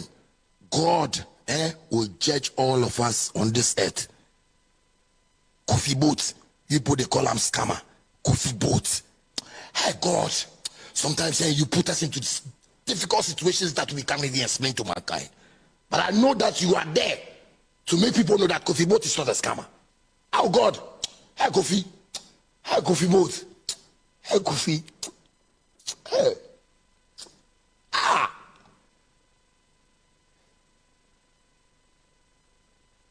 hey, Joyce, I make sorry, I make sorry, I feel bad, Charlie. If you say of Kofi, I know if you sleep, Charlie, man. Joyce, I make sorry. Like I'm so sorry. Like I do watch my siblings right now. Like I do watch them. Like I do picture Kofi Boat in kiddies right now. I know they fit. They call Kofi Boat scammer. Who tell you? It's just business where you go wrong. Kofi Boat, you go sit computer and stop the browse. What do you mean? But it's the world. That is where the world is. When you don't take care, you go do just one wrong business. You just go do one wrong business. That's why I'm careful. That's why I don't move with friends anymore. That's why I don't want to do friends. Boys come house. No. Most of you they say maybe this is my home man share. I get them boys. No, I ask my friends. Everybody there in corner. Oh, go meet. And something when it's important. Oh. I ain't ready for somebody to come and tell me, Shatta, oh, the music go fit do like this. No. I know how to sell my music. That is what you guys are not seeing. That's what you guys are failing to see. And you are saying, how is he living this lavish lifestyle? Bro, it's music. Pay attention. Pay attention. Right, so that's Shatawale saying that issue was just a business, one business gone wrong. Emotional. Shata is You say bad man. Yeah. Bad man. Pay attention, guys. Pay attention. But, well. No, we've never seen Shatawale this. It's in the hands of the FBI. But why is garage? Why they shut down garage? Because I saw it on. I mean, you know, sometimes when you do business, you evolve. Yeah. They are saying it's not a goodbye. Yeah. Oh, really? You know, it's not a goodbye. Total shutdown. You know, from their statement, it's not a goodbye. They are likely to be back again, probably in another form, probably rebrand. You know, probably they want to take some business decisions and re-strategize and everything. So after 5.5 years, Garage, where Accra comes alive on weekends, is going to take a back seat. Yeah. Now, this is what I think. I don't think they're going to take a back seat like they're going to be out of business. Oh, yeah. So there's going to be ban on drumming and dancing. And that is the area. Right. Okay. So I think it may affect their business. So they won't be able to do business. That's the explanation. Yeah, it's good. That's what I'm thinking. Yeah. So because of that, business will be on hold for like a month. Yeah. Because they'll ban and drumming for like a month. And so they've been in business for 5.5 years. Yeah. They should be used to these things, you know.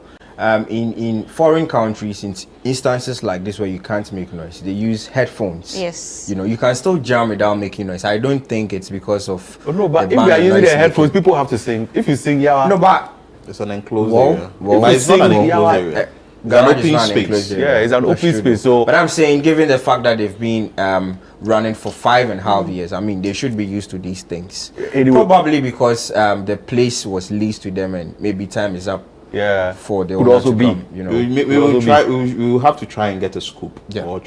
But they are saying that they are 5. But 29th is their last. The last. Last. Oh, next week. If you go, I'll go. Hey, these two. If you go, I'll go. Anyway. Yanko.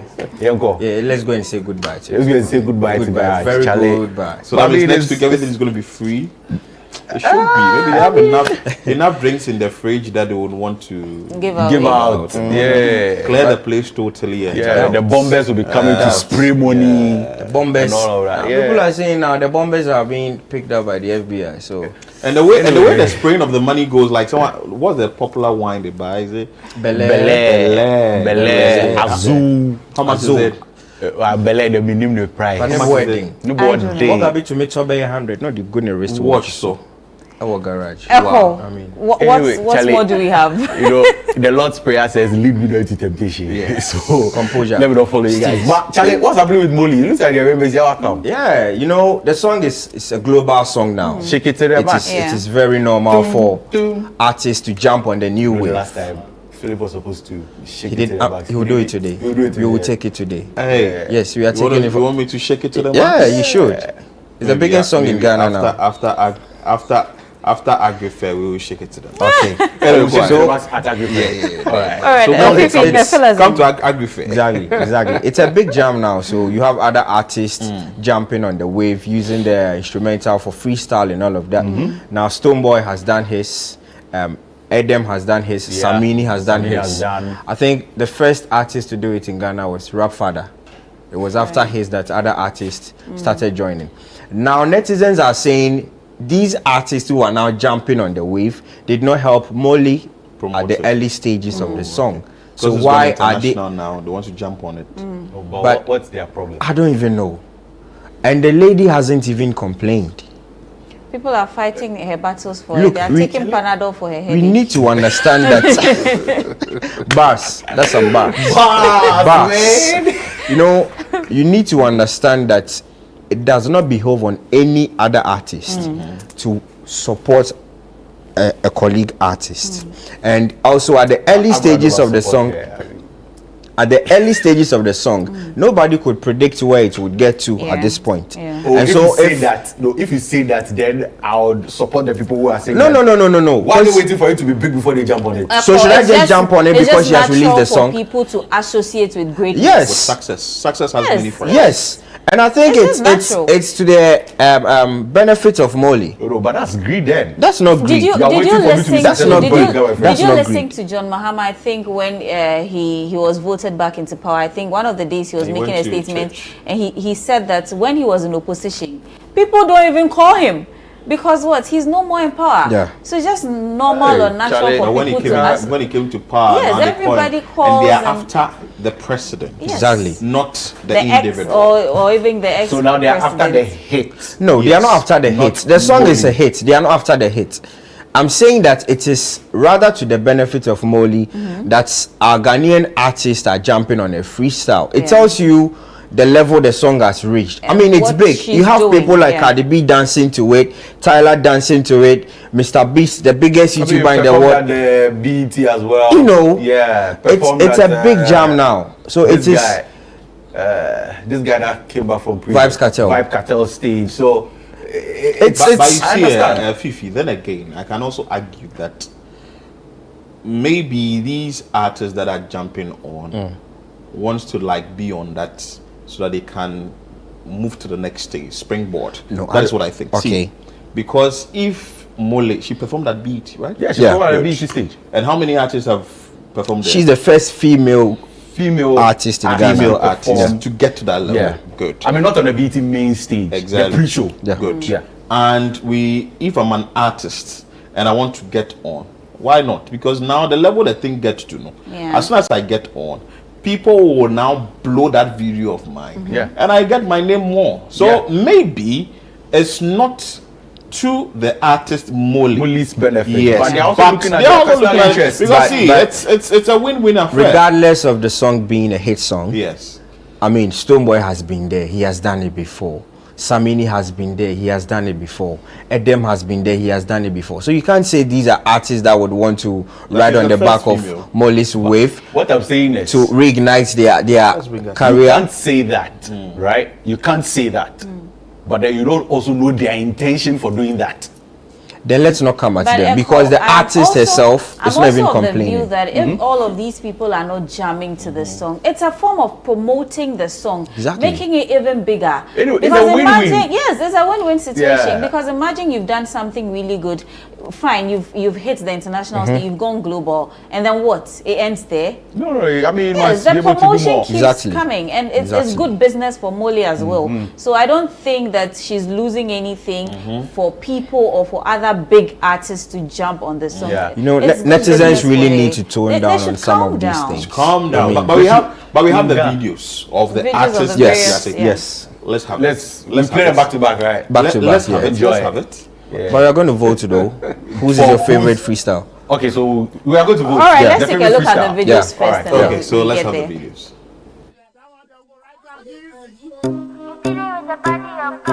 Chilling with the body of course. Bang bing. But the girl them on boy. And if you hear this song, then go and bend your back. Go and bend your knees, baby, shake it to the max. The DJ please turn up the bass to the max. Please just rewind, let me shake it to the max. Shake it to the max. Shake it to the max.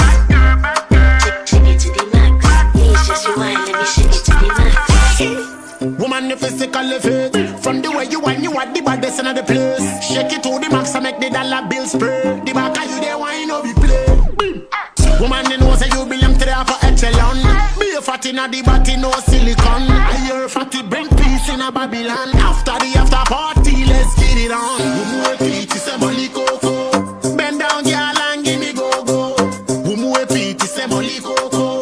Bend down, girl, and give me go-go. And if you hear this song, then go and bend your back. Go and bend your knees, baby, shake it to the max. The DJ please turn up the bass to the max. Please just rewind, let me shake it to the max. Shake it to the max. Shake it to the max. With the body of course. Oh, you dealing with the boys.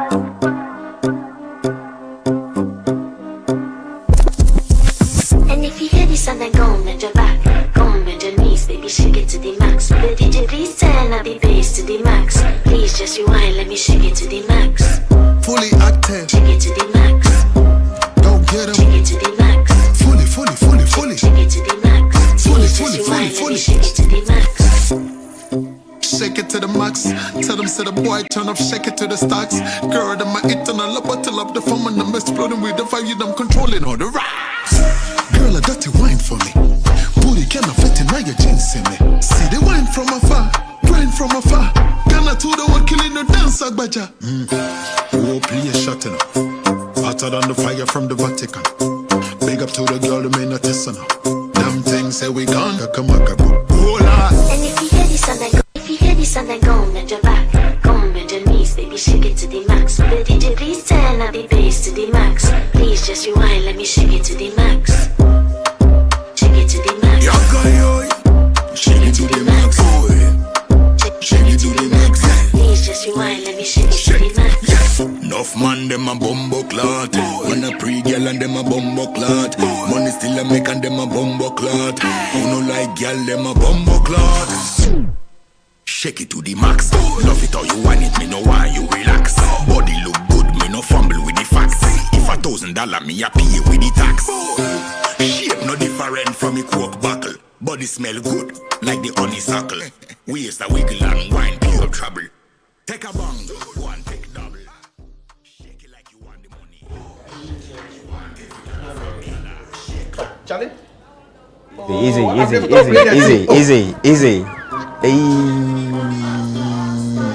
You know, I can do it better than you. Sit down. In Nao's voice. Go and sit down. Sit somewhere. You know, the last time I was shaking it to the max on the countdown, and then one of my mothers, Adidela, she was like, what do you think you're Anyway, so you guys said we were going to vote. So we've seen that of Stoneboy, we've seen Aigbe as well as Samini. Please let's take away the Edem. Edem. So you Edem. No, I'm for Stoneboy. All right, you know the line I love the most? Okay, so Fifi, let's do top 3. So like in that hierarchy, Stoneboy first. So Stoneboy first, Samini second, and then Edem third. All right, Eko, what about you? Stoneboy first, Stoneboy second. Stoneboy bias. Stoneboy. You see, everybody's noticing. Gradually, everybody's noticing. I thought I was. Bias is on a different level. Stoneboy second, Stoneboy third. But I mean, Stoneboy is Samini Edem. Yeah. Okay, what about you, Philip? I think in a daily time, Samini. Oh. So Samini first. Samini first, Stoneboy second, and them third, because you could feel the raga in there. Yeah. And Stoneboy, Samini, the voice was Batman. Well, I'm a Stoneboy. I'm a Stoneboy girly. Yeah. But I think this one, let me just shift more Samini for me, then Stoneboy, then Edem. You have correct.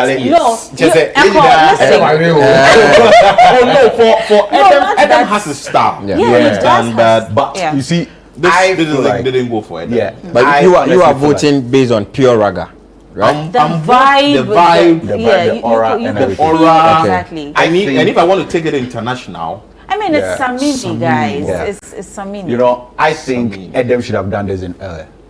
Oh, really? Yeah, he should have done it in Epe. Yeah. If he did it in Epe, oh man, is it Epe, right? Yeah, it's Epe. It would have been different. Maybe Edem is also looking at the international world, trying to understand what he's saying. Especially when the Muli thing has gone very. It's music. It's music. That makes you different. Yes, and that would give the Charlie, like Stoneboy's Manoji. A lot of people don't understand. Manoji, I don't even understand, but I love it. So anyway, we should have done it in a fair. We'll be wrapping up shortly. Is there anything more we need to touch on? What else? I think there's one more. Samini. Yeah. But we spoke about Samini. About the Agri Fair. No. The Agri Fair. You want to talk about something else? One last thing. Let me pull up this one. Amari Afro Nation. Oh. Yeah. Oh. Amari Afro Nation. I knew there was one thing we need to talk about. How could we forget? Yeah. Amari Afro Nation. Never. Charlie. What's happening? Salute to her, man. I mean, to get the nod to be on the same stage with Chris Brown, Penna Boy, Davido. All of these guys. And she's the only Ghanaian. Yeah, again. Only Ghanaian again. I think this one is going to be Portugal. Yeah. So wow. There's going to be another massive one. We are proud of it, actually. You know how she does it? She normally puts other Ghanaian acts on by performing their songs. So I'm hoping she does more of that. I mean, let's drag ourselves along. Okay. And let's. Okay. Echo. Oh yeah, Bema can say. Sometimes positive. Oh yeah, Bema can say. But I mean, she was on Coachella stage. Yeah. She's now on Afro Nation. She tells you that she's making a big more grease to her elbow. More grease to her elbows, and I mean, I'm super proud. I'm super excited. I know a friend who was actually her mom's lawyer, and I mean, she used to work with her, so. It's good that Maria has gotten to the stage. And last time I was talking about Maria, she was like, "Oh, do you know I was her mom's lawyer?" You know that that comes with minimum. Yeah, so it's good. But I mean, I'm looking forward to her performance. I'm looking forward to her set, and I know it's going to be such a beautiful and massive set. So, Charlie, sad girls love money, right? Congrats. Sad girls love money. Sad girls love money. So, all right. Any final ones before we I've got a few birthday wishes here. If I don't wish this woman, she'll cut off my head. Mrs. Joyce Caroline Inyan, she's the quantity surveyor at the Ministry of Health. Today is her 50th birthday. Happy birthday, Mrs. Joyce Caroline Inyan. God bless you so much. Live long, be evergreen. I love you. This is from your niece, Eunice. She loves you big one. Mwah. Do you know what I heard this from this from your niece?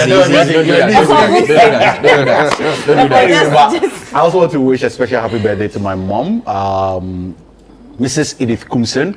This woman, ever since I met her, she's been like, oh my God. She's touched my life in so many ways, and I just can't enumerate it here. So start your life, Imponi. Why you getting emotional? Oh yeah, because I really love this woman. I mean, Mrs. Edith Kumsen, I really love you so much. This morning I called her, she was like, I was hoping you forget. I'm like, I didn't forget. So yeah, happy birthday to you, Mrs. Edith Kumsen. Anyway, talking of birthdays, it's also the birthday of a Channel 1 farm. Oh yeah, yes. Let's say.